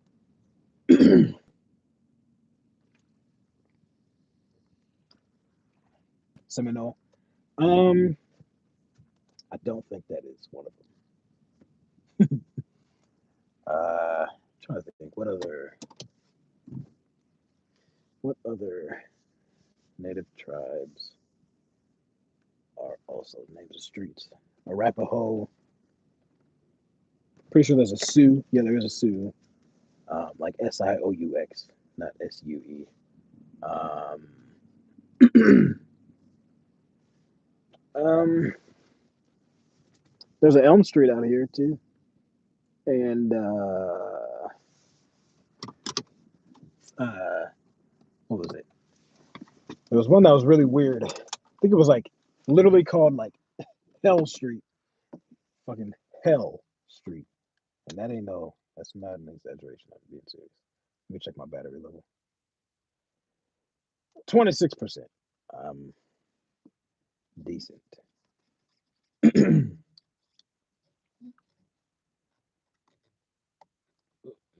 thing set up. Yeah, there's lots of native named streets out here. Because I don't know if y'all have heard of Edgewood. If you haven't, I've thought about it. That kind of sounds dirty. Edgewood. But if you haven't heard of Edgewood, like the Edgewood experiments, look that shit up.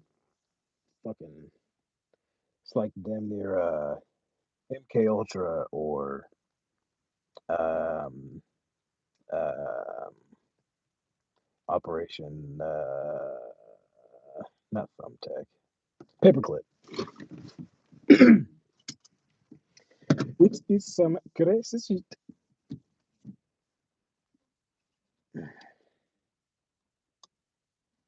Sorry, let me get this thing all Gucci.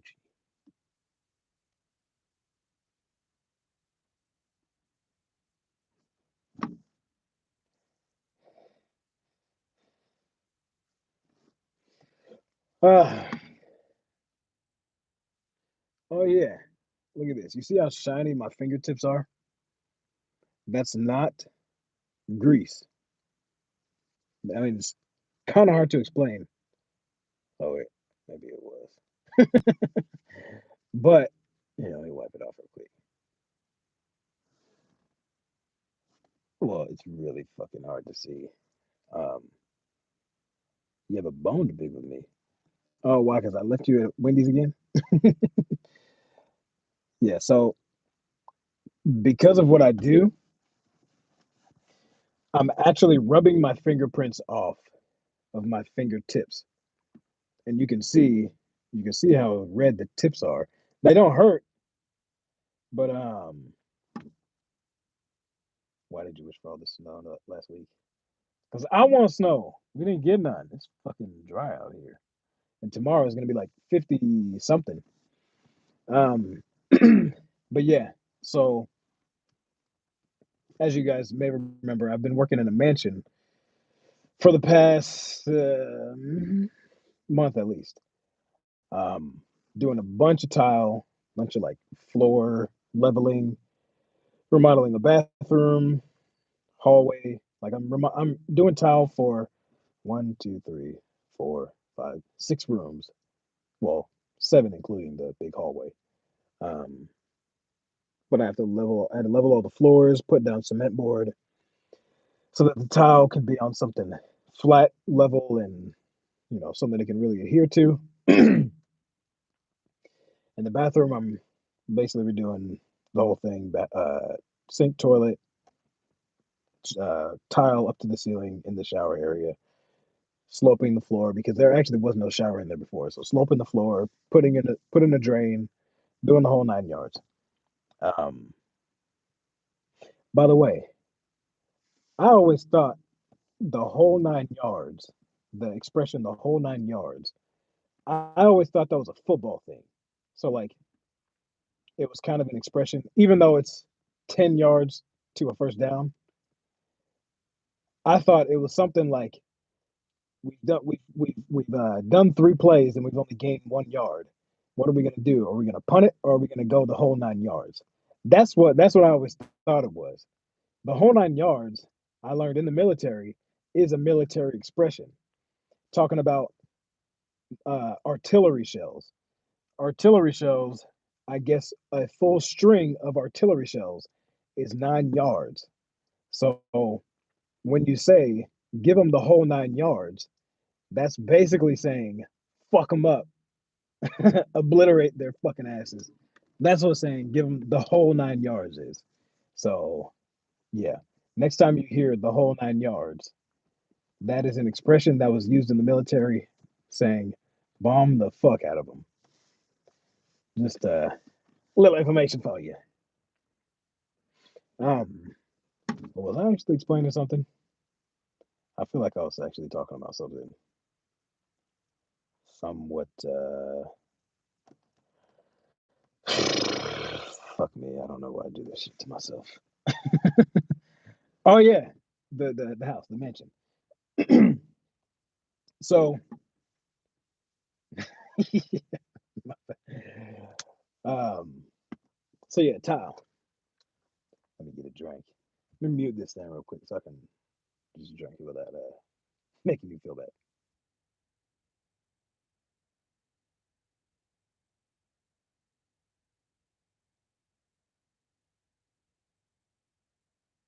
Okay. Fucked up it wasn't muted, and y'all are cringing and throwing up right now. Oh, fucking gross. Um, if that's the case, I apologize. But so yeah, that's the whole 9 yards thing. Uh, tile. If I was a contractor remodeling all day, literally the last thing I would want to do is work out. So I respect you. I read a book, Miles, me and my shingles. You you read a book. What book? And thanks, Molly. I yeah, if I sit down after work, like sometimes, so I usually get off. I'll get back to the tile thing. Oh fuck me, I'm so ADD. ADD. Uh, I'll get back to the tile thing in a second. So after work, I sometimes I have to eat standing up because I'll work until 6, 7, sometimes 8, um, and then I. You like chewing pickle sounds? Ugh, you nasty. Um, but anyway, I have to eat standing up because if I sit down, or especially if I lay on the couch, like recline even a little bit, my body goes into end of the day mode. I'm fucking done, and I don't disrupt your point to embarrass me. My bad. um, so yeah, I if I sit down, especially if I like lay down, like even in a couch or not like lay down, but recline in my couch, my body shuts down fucking hard. So, and then when I do that though, especially if I fall asleep and I get more than like 10 minutes of sleep, it fucks up my sleep schedule. So let's say Um, get home at 7, help with the kids, feed them, put them to bed at 8.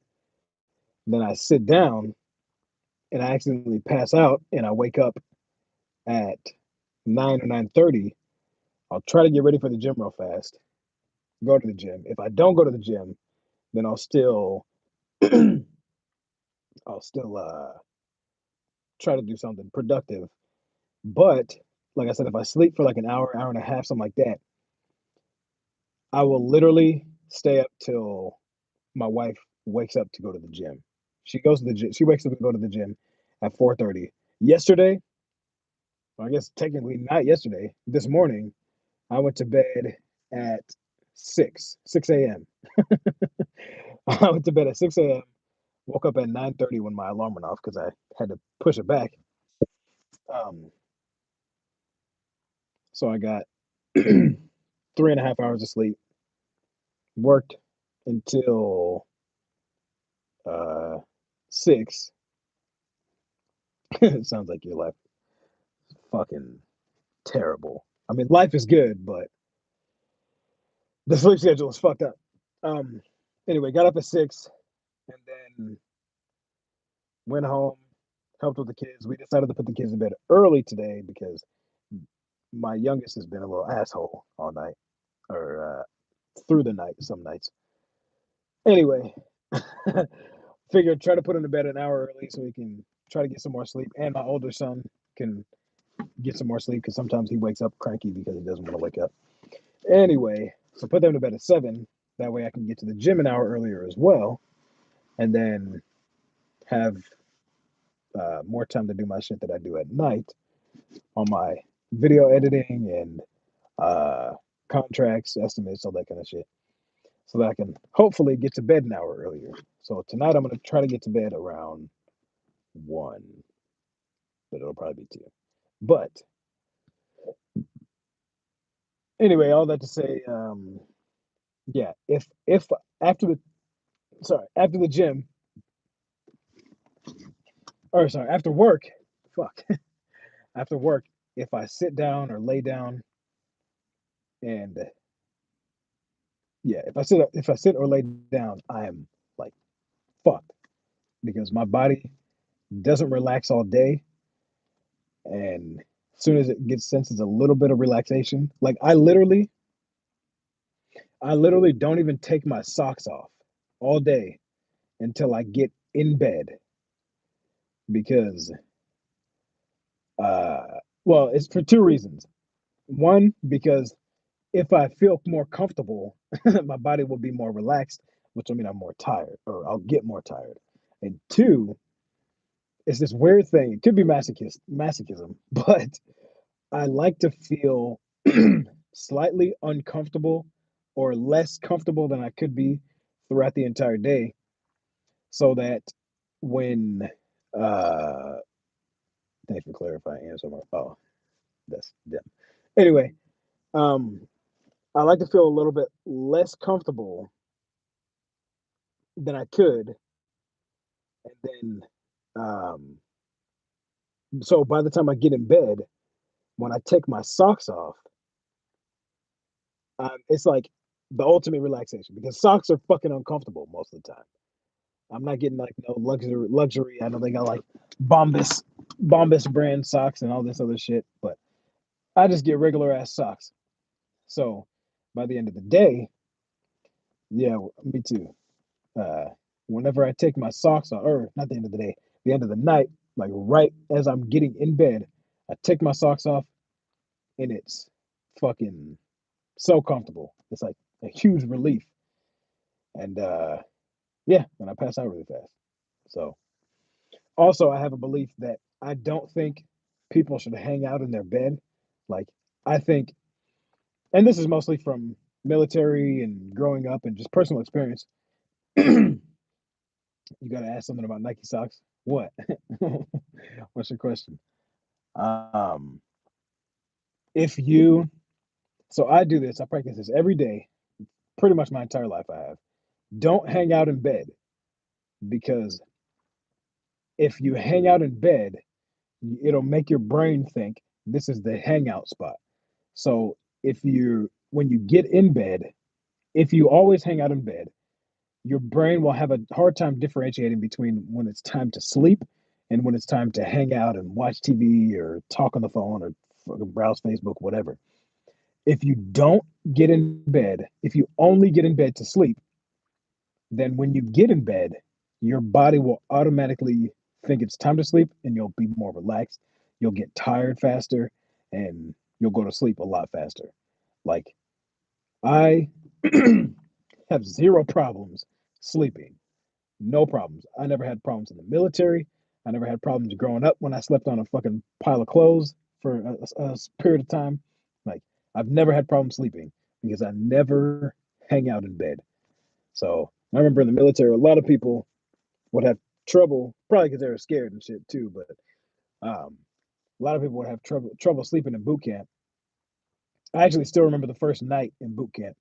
People thought I was being a fucking an asshole. People thought I was being facetious because um, most people couldn't sleep the first night, and when the drill instructors say it's time to wake up, basically they bust into the squad bay and they yell, "Get up, get up, get out of the rack!" Fucking reveille, reveille, reveille, and like screaming and fucking banging shit and throwing shit around, and everybody like, what the fuck? I tried to snap and it didn't work, probably because I don't have fingerprints anymore. Um, but everybody gets up instantly.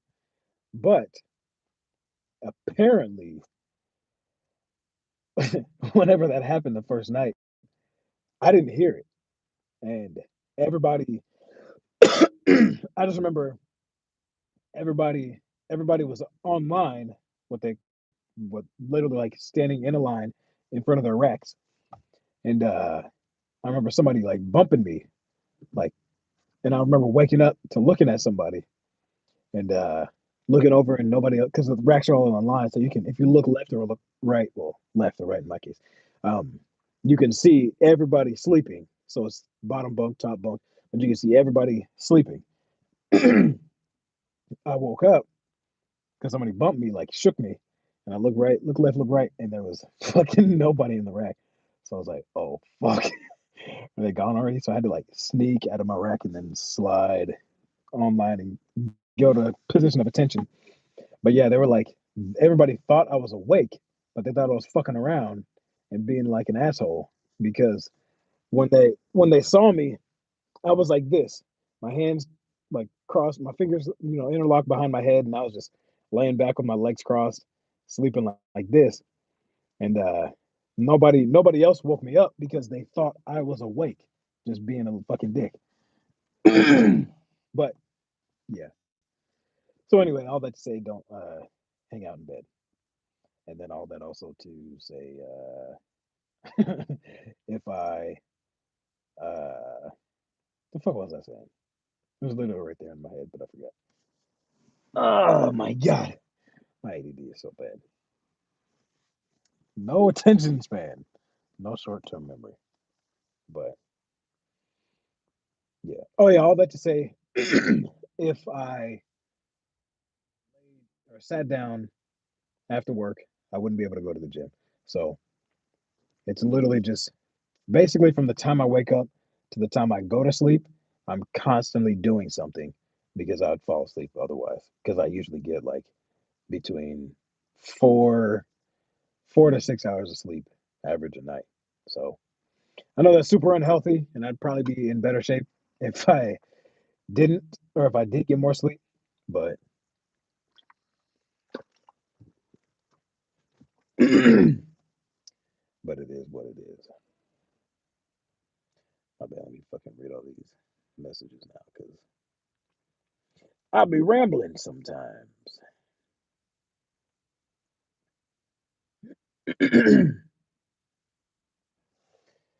Maybe we already asked this. Do you have plans on or plans to build a gym in your home? I see a lot of really sick garage gyms on IG. Yes, Molly Mayback, I do. I was actually just thinking of um, different gym, like looking up different home gym things this morning. It's actually funny because when I do my home gym, I want to do everything myself. So like literally down to the plates themselves. I want to make everything. So I saw a couple videos on YouTube of like different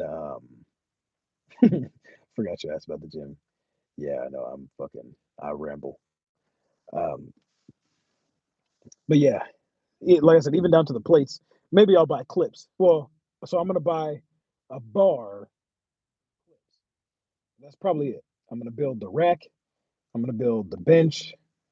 Um, all the machines like with pulleys and all that kind of stuff. Like it's gonna look legit and it's gonna be functional. Uh, but yeah, it's all gonna be all homemade, handmade stuff.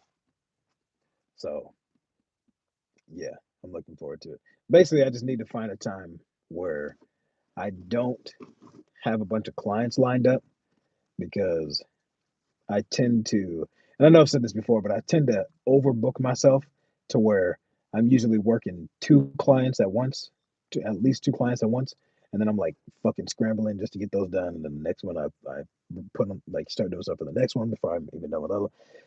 I just put too much on my plate sometimes, so I need to chill the fuck out and just take like a couple weeks or month and just do that stuff. And yeah, I can make a overachiever or overscheduler. um, but thanks for the yeah, making your play. Oh yeah, yeah, with that. Yeah, so they have a. I saw one that was like a mold, a plastic mold, which is cool because you can just reuse it. Um, you spray whatever lubricant on the inside. Use concrete. Use concrete to pour into the mold. Uh, maybe put some wire mesh if you want to make it extra strong, which I will. Um, some fiberglass in there for extra strength as well. But then let it cure for like 24 hours, turn it upside down, fucking smack it a little bit, the shit pops out.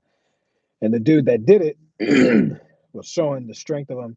Granted, he didn't do like a full workout with it, but he put it on like a typical gym thickness rubber floor mat.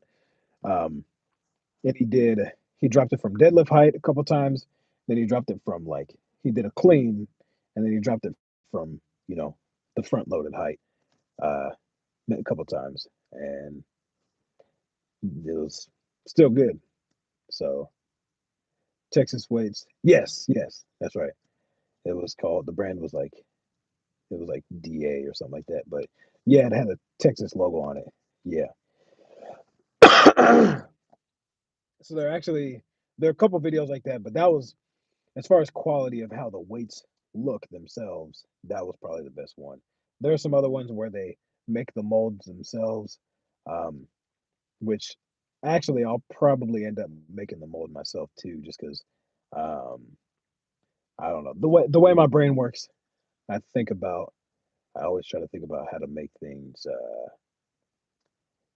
mm, not only more efficient but more functional and more durable and more practical. So I might end up making the molds myself too, but make them to where they'll be reusable and they're not going to be some eyesore that just sits in the corner when they're not being used. So, but yeah, um, shit. Let me go back and read some of those messages. So yes, I'm gonna make my whole gym, the gym, the workshop, the like I said, I'm gonna have gym, workshop, man cave, and that's it. But the workshop is gonna be like pretty big. It's gonna be like half the basement. I think my basement is like 17 or 1800 square feet. Uh, so it'll be half of the basement will be a workshop,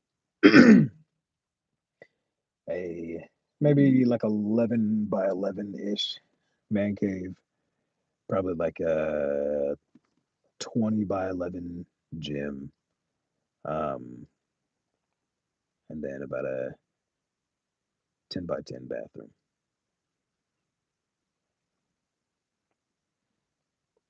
Mm,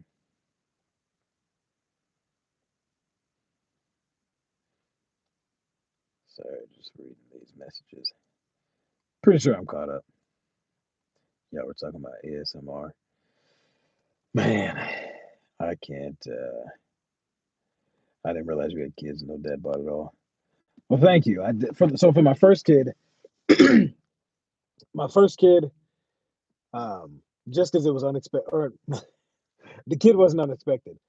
The schedule was unexpected. I didn't know how to schedule properly. So for the first kid, I um, kind of, instead of just like knowing when I can get to the gym and things like that, I kind of just was like, fuck it. I'll just stop doing this. I'll just just take care of the kid and that kind of thing. So my first kid, I actually did get a little soft. I was don't know how much what weight I got to, but so it may have been around the same weight, 200, 205, something like that. Although right now I think I'm like probably 199, 198.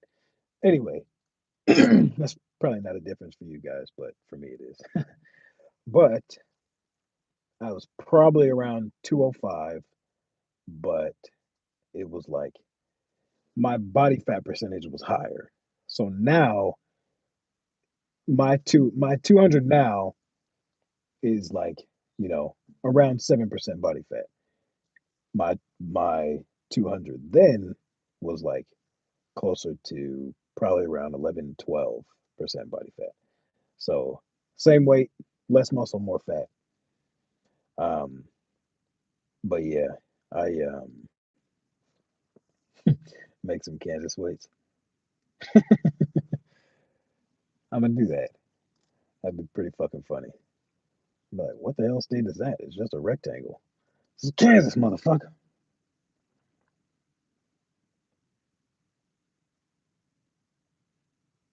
That's sick and actually a really unique gift you can make for someone. Yeah, so that's one thing that the dude actually said. I can't remember if it was him. It was either him or another. No, I think it was a different video. One of the dudes actually. So the video was taken basically during the height of COVID, COVID lockdowns and all that shit. It was like July or August of last year. Um, but yeah, he made a form, like forms for his plates, um, the whole 9 yards, and he was like, he made the video, posted it, and he actually was like, "Yeah, I mean, I just did this to get some content and to have a gym for myself, but I've actually been having a lot of people in my neighborhood that want weights as well. So he's been able to make money just, making weights and selling them to neighbors. And I mean, even now, if you think about it, even if you sold them at half price of what a typical uh, metal weight would be, so just the metal plates, not bumper plates, not the Olympic bumper plates, the different colored ones, or even the black ones like I was using. Just a metal plate usually is around $2 per pound. So a full 45-pound plate is around $90 just for that. Now, if you're going to go for an Olympic plate, those can get upwards of like $4 per pound. So those things are fucking expensive. So yeah, to make uh, plates that are 45-pound plate, um, and because I'm actually like a craftsman and a remodeler, woodworker, whatever you want to call it. When I was watching those videos, I could tell that some of them were like they're just doing this for the content, like they don't actually do this for a living. Um, so there would be things that I would do better. Mine would look real fucking nice. But anyway, done tooting my own horn. Um, which, by the way, I said I was going to post a picture of the tile job. If you guys are interested, you let me know if you're interested in seeing the job that I'm working right now. Because so I finished all the tile in the kitchen, in the pantry, and in the butler's pantry. Now I'm going down the hallway and into the bathroom, into like there's like a little stairwell area. Um, doing that now. If you guys are interested in seeing what I'm doing, let me know. mean, I'm not gonna make like a whole YouTube video out of it because this is a fitness channel, but I'll make a post of like where I'm at and like with the progress and maybe before and after or before and currently where it's at kind of thing.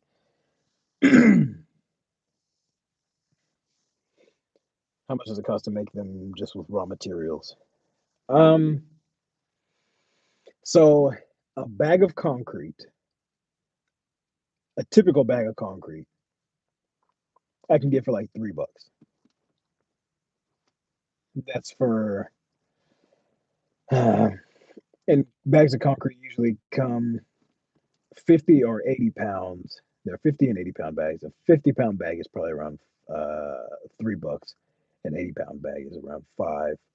Um, that's for typical, construction, like constructing a slab for whatever, a basement, a driveway, whatever. If you want high strength concrete, it's going to be a little more expensive, but not much. I can get an 80-pound bag of high strength concrete for probably around six, $7. Um, which an 80-pound bag is almost two 45-pound plates. It'll take like a bag and then a little bit of another bag to make two 45-pound plates. I'd probably make, I was thinking of the formula before as far as like how much weight would be lost with the water evaporation.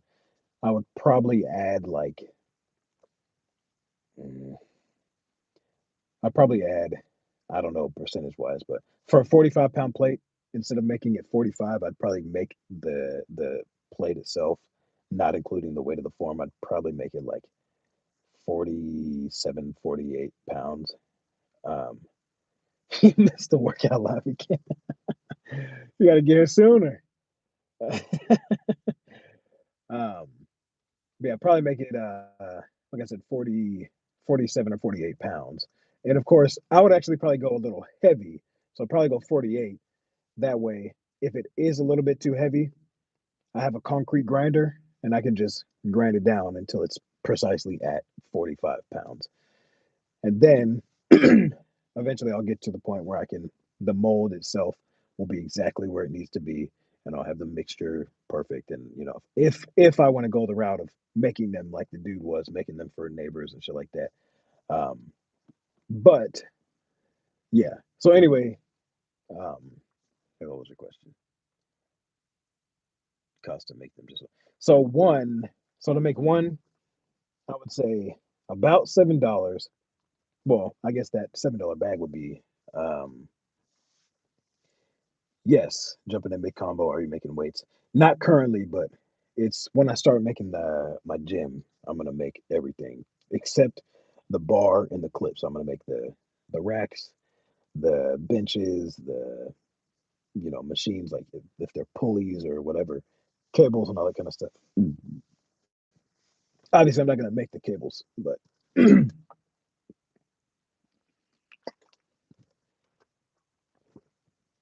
um, damn, that's dope. Thanks, man. I'm trying to. I mean, it'd be good for content too, but I like to pretty much. Uh, Ever since I was a kid, I've always wanted to be like mm, kind of a survivalist, but like s- uh, I want to be able to sustain myself and live. Sorry, Molly. I can't concentrate on one thing. I can't fucking focus. This is gonna be horrible in a couple years when I have like 100 people in the chat and everybody's commenting. I'm gonna be like, say like 10 words of one uh, storyline, and then jump to another one. Say 10 words. I'm actually gonna have to probably just like fucking wear a blindfold. I'm gonna read one, put on a blindfold, tell the story, take it off, read the next one wherever I'm at, and do the same thing. My attention span is so bad. Oh, let me fuck with this thing real quick. I just want to see what these color things make myself look cool. Oh shit! Dance party. Um, I know some people who purposely ignore the chat before finishing their points. I'm not trying to do that, I swear. I know you don't think that I'm trying to do that, but yeah. Whoa. I look like a goat. Oh my god, is there somebody behind me? Anyway, let me stop fucking around. How do I get back to this? Okay, there we go. Yeah, 15, 20. That sounds pretty accurate. Wait, are you talking about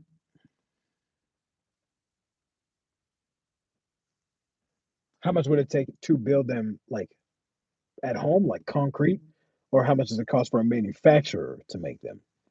Because a manufacturer to make them, it would actually probably be even cheaper than if I were to make them. So, well, I know you mean to make the weights, but I'm saying, are you asking how much does it take for the manufacturer to make the weights, or how much would it take? How much would it cost for me to make like a pair of weights or one plate? Because a manufacturer to make a 145-pound plate, all it will take is probably just some. I mean, I'm sure they have a fucking uh, wholesaler or a source where they can get really cheap fucking iron because it's not like high quality iron or anything that they're using to make the weights. It's probably honestly scrap. Like they get a bunch of iron from scrap yards and shit like that. Um, okay, yeah, me as an individual, but yeah, them it probably costs cents on the dollar to make those weights, but they sell them for a lot more, obviously. Um, but yeah, for me, like I said, probably around $7 to $8 for a bag. That would be enough to make a pair. And actually, no, yeah, that number's off anyway because even though the bag would be 80 pounds, that's just the dry powder, not the water included. So yeah, one bag is going to be enough for two at least two 45-pound plates. Um, so $7, around $7 for the concrete. If I want to get some like some fortifier or fiberglass to put in there, um, maybe add another fucking dollar, $2 per plate. Um, if I wanted to get some metal mesh to put in there, probably same. I mean, I could probably get like a 4x4 sheet of like the chicken wire mesh stuff for I want to say around $5. So getting one of those and then cutting enough to use for one plate, it would probably be like a dollar section of it. So and then whether I buy the form. So if I were to buy the forms, that would be the most expensive part. But I'm probably not going to buy the forms. I'm going to make the forms. Um, and if I make the forms, then it'll probably cost the way I'm thinking about making them. It'll cost around 20, like around $20. Making this like a business. I'm sorry, business meeting. No, I like the. I did like this is the shit that I think about all the time. Like, if I were to do this, how much would it cost? How much would I make off of it? Because obviously you don't want to jump into something and then be like, oh, this is way more than I was actually fucking expecting. And I'm not gonna make anything off of this. So, I mean, that's kind of how I feel with YouTube right now. But that's neither here nor there. By the way, my phone just said I have 10%. Yeah, I'm at 9% now. So I'm gonna talk for a little bit, but I'm gonna end it before it fucking dies like that other time. Um, so yeah, total without the form because the form you obviously just make it one time and then you just have it. Uh, like you said, just raw materials. It would probably be yeah 15. You said 15 to 20. It might actually end up being like $12 to $17, something like that. So yeah, pretty close, pretty accurate. Um, so yeah, but obviously more time to make them. But if you like the satisfaction of making your own things, as opposed to just fucking buying them, then that's I got some bubbles coming up. Sorry, that's not good ASMR. That's the gross shit. Um, but yeah, that's just more satisfaction. This fucking house over here, you probably won't be able to see it if I show you, but there's a house across the street, two houses down. The garage, there, all these houses have two garage doors. One that's a double bay, and the one that's a small one. That house, the garage door is always cracked like 10 inches on the bottom. Every night when I come home from the gym, that fucking garage door is cracked, and the light is on inside. So I'm thinking, A, either the garage door is fucked up, but the house is literally brand new. It was built, it got done being built uh, in late 2020. Like they moved in late 2020. So that's probably not what it is. Two, I'm thinking those motherfuckers are in there smoking weed or they got a meth lab in there. So some are probably smoking something, doing something that is producing strong smells, or I mean, I'm over there talking shit yet. Whenever I work in my garage, I always leave it cracked because sawdust and whatever the fuck else. So who knows? Maybe they're just working. But oh my god, the light! They must have heard me. The light just went off and it closed. That thing is always open. The light literally just turned off and the garage door closed the rest of the way. So maybe they were spying on me. Well, if you guys don't hear from me from now on, then you know what happened. I had this stream as video proof, and you guys as eyewitnesses. Well, I guess technically not eyewitnesses, but reasonable. They can't prove that it was not them beyond a shadow of a doubt because I have you guys as witnesses to a potential suspect. Sorry for all the coughing, by the way. How long have you been into powerlifting, or do you do a mix of both powerlifting and bodybuilding? I've been powerlifting since I want to say, when was that? October 2019. Yeah, around October 2019. So yeah, a year, 19, 20. Yeah, about a year and a half. The watcher is being the watched. The watchee. I thought that was a typo, but it wasn't. Yeah, wouldn't that be some shit? I'm just sitting here and all of a sudden you hear like a glass shatter and then my stream just fucking ends. That'd be crazy.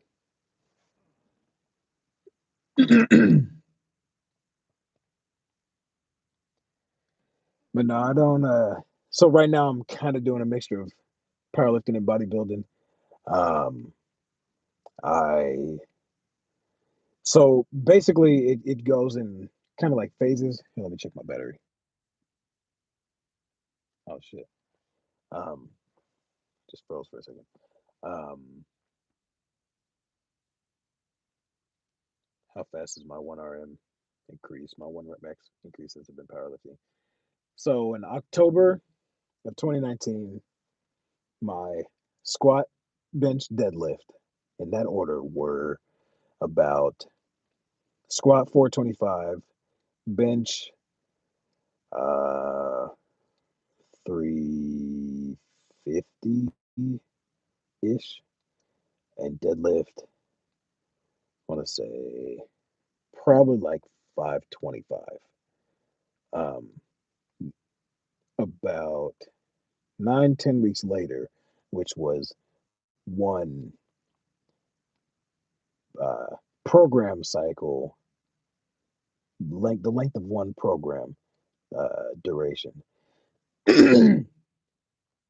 When I did my 1 rep maxes again, My squat was around 525. My One of my truck lights just come on.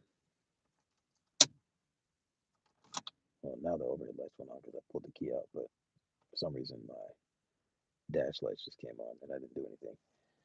Man, y'all about to witness a fucking either a murder or a ghost, possession or haunting or some shit. But anyway, y'all may have been able to see the reflection right here come on before I even fucked with the key. Um, but anyway, yeah. So bench squat went from 425 to around 525.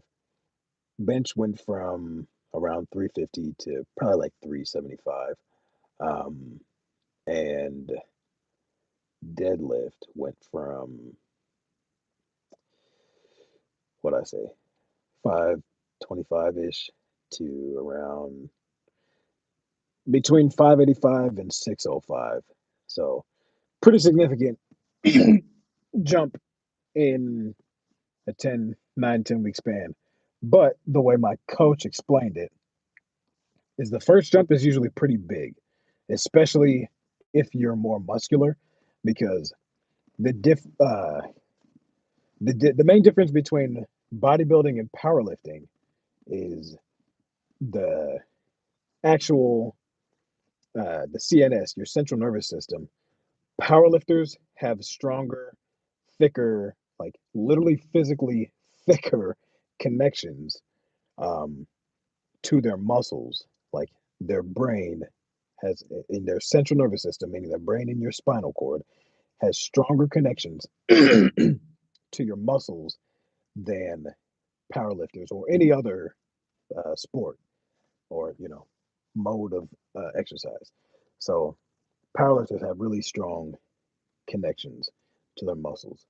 Um, so when you lift really heavy for really low what or lift really heavy weight, really low reps, um, once you're pushing your muscles like you're at your max weight, but you're trying to push past that, um, what happens is your muscles, if your muscles can do more, you have to strengthen your central nervous system to be able to recruit more muscle fibers and for them uh, not to fire more strongly because actually it's uh, it's a whole science thing. I won't get into right now because I don't really have time. But it will it basically makes you recruit more muscle fibers so that you can lift heavier weights. Um, So that's why sometimes you'll see really big guys that lift a pretty big weight, but then you might see somebody that's smaller than them that seemingly not doesn't look as strong, and they get on the weight or under the weight, whatever, and they lift more. And it's most likely because, well, one of two reasons. Uh, the type of muscle they have and the muscle connection, like the length of the muscle connections, that's one thing. It should technically be two. The types of muscles being fast, slow, intermediate twitch. The length of the muscles, aka the muscle connection, the distance from the muscle connections, aka muscle mechanical advantage, and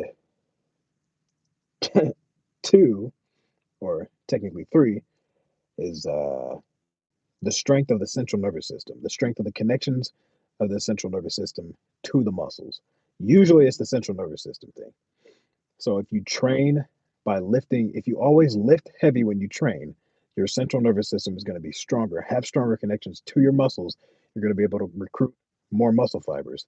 That's why people think it's like a magical, mystical thing, some fucking like Jesus gave me the strength or whatever. When you hear the stories of the woman lifting a car, not the entire car, obviously, but lifting the front end of a car off of a kid or off of a baby. Like those stories aren't fake. They really can and really do happen. It's been scientifically proven.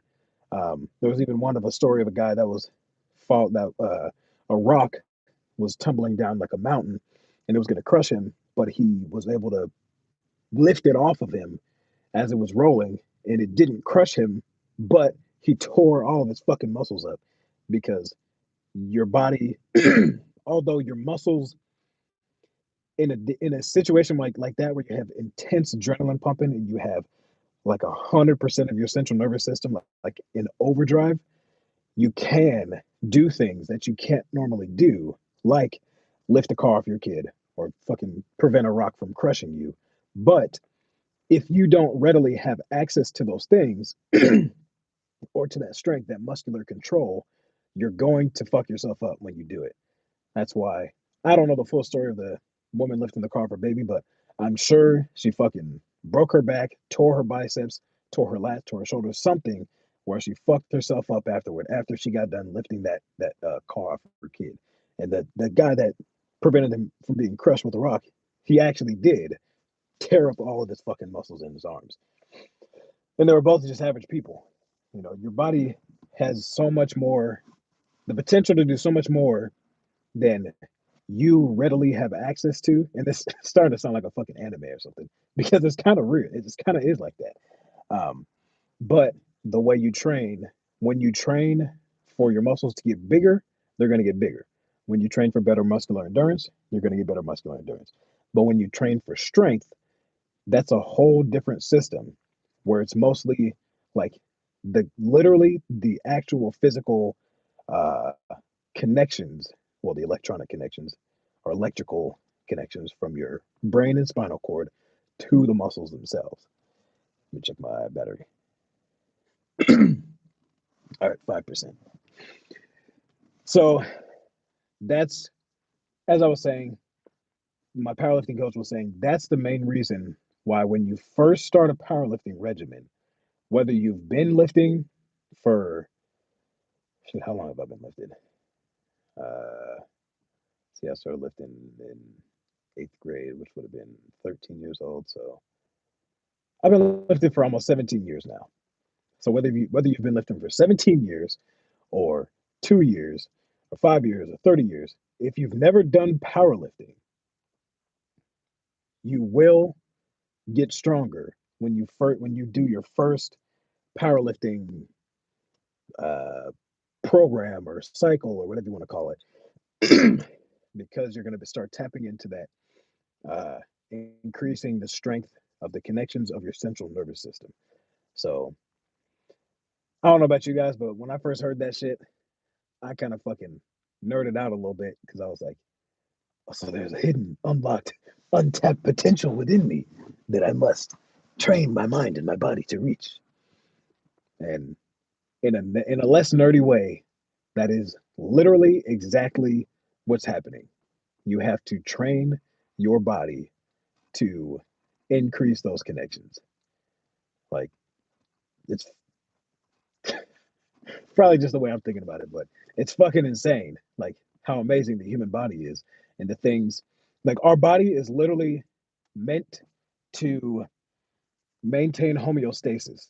So if homeostasis for us is sitting on the couch eating fucking bonbons, okay, I'm quoting CT Fletcher, but eating Twinkies and shit every day and watching Netflix, like if that's what we do every day, your body is going to adapt to be very good at doing that.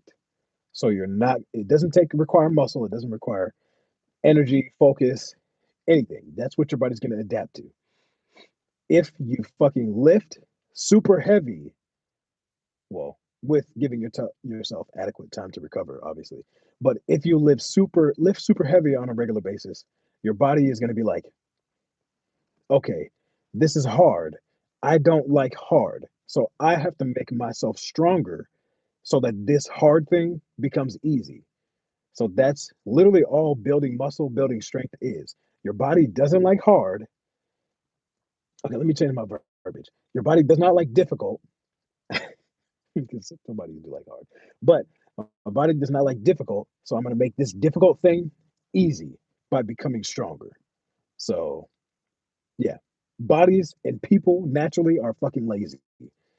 So yeah, yeah, that's the simplest way to put it. But I'm probably at like 2 or 3 or 4% right now. So I'm gonna get the fuck off here. I don't even know how long I've been streaming or what time it is. Where's my clock at? 11:27. Okay, so basically when 30 minutes over my intended time, but it's all good. It's a good conversation. But yeah, eighth grade. Been lifting since eighth grade. So, but yeah. All right, guys. It was uh no, twice a week. I'll be streaming again on Thursday. So usually I stream Monday, Thursday, but yesterday I got off work at 8 o'clock, and like I didn't get home at 8. I got done working at 8. So I was driving home. Home is 30 minutes away from work. There was no way for me to drive from work, get home, eat, put the kids down, do all that bullshit, and then make it to the gym by 9. So I just yeah, rescheduled to today. But most days it's gonna be uh Monday, Thursday at 9, unless this new sleep schedule for my kids works well. Then and I go to the gym that I just went to, then it'll be Monday, Thursday at 8. But I'll be putting that in the, community section in my on my page and everything, so everybody will know ahead of time. So basically plan on either 8 or 9 p.m. Central Time, Monday and Thursday every week. So, but yeah, Mr. Lindsay, thanks, man. I I had fun. It was a good time. I appreciate y'all. My nose is itchy. I appreciate y'all coming out, and I look forward to hearing from and talking to all y'all Thursday. I'll probably I'll try to stream in the same place. Fuck, it's actually gonna be another leg day because I do every other day legs. So it's gonna be ham and glutes, a booty day on Thursday. I'm sure you guys are tired of looking at my butt, so I'm sorry about that. But peace out, Joshua. But all right, guys, that is it for this stream. Like I said, I probably have like 2% battery left. I gotta X out of here before the stream dies, and then it doesn't save my stream. So, all right, y'all. Have a good one. Love, peace, and lots of chicken grease. Maybe not chicken grease, but some other shit. Protein. All right, y'all. Have a good one. Have a good night. Stay safe. Don't do anything I wouldn't do. And yeah. Good night. Good night, John. See y'all later. Thanks for stopping by and talking to me with my crazy ass. Love y'all. Peace.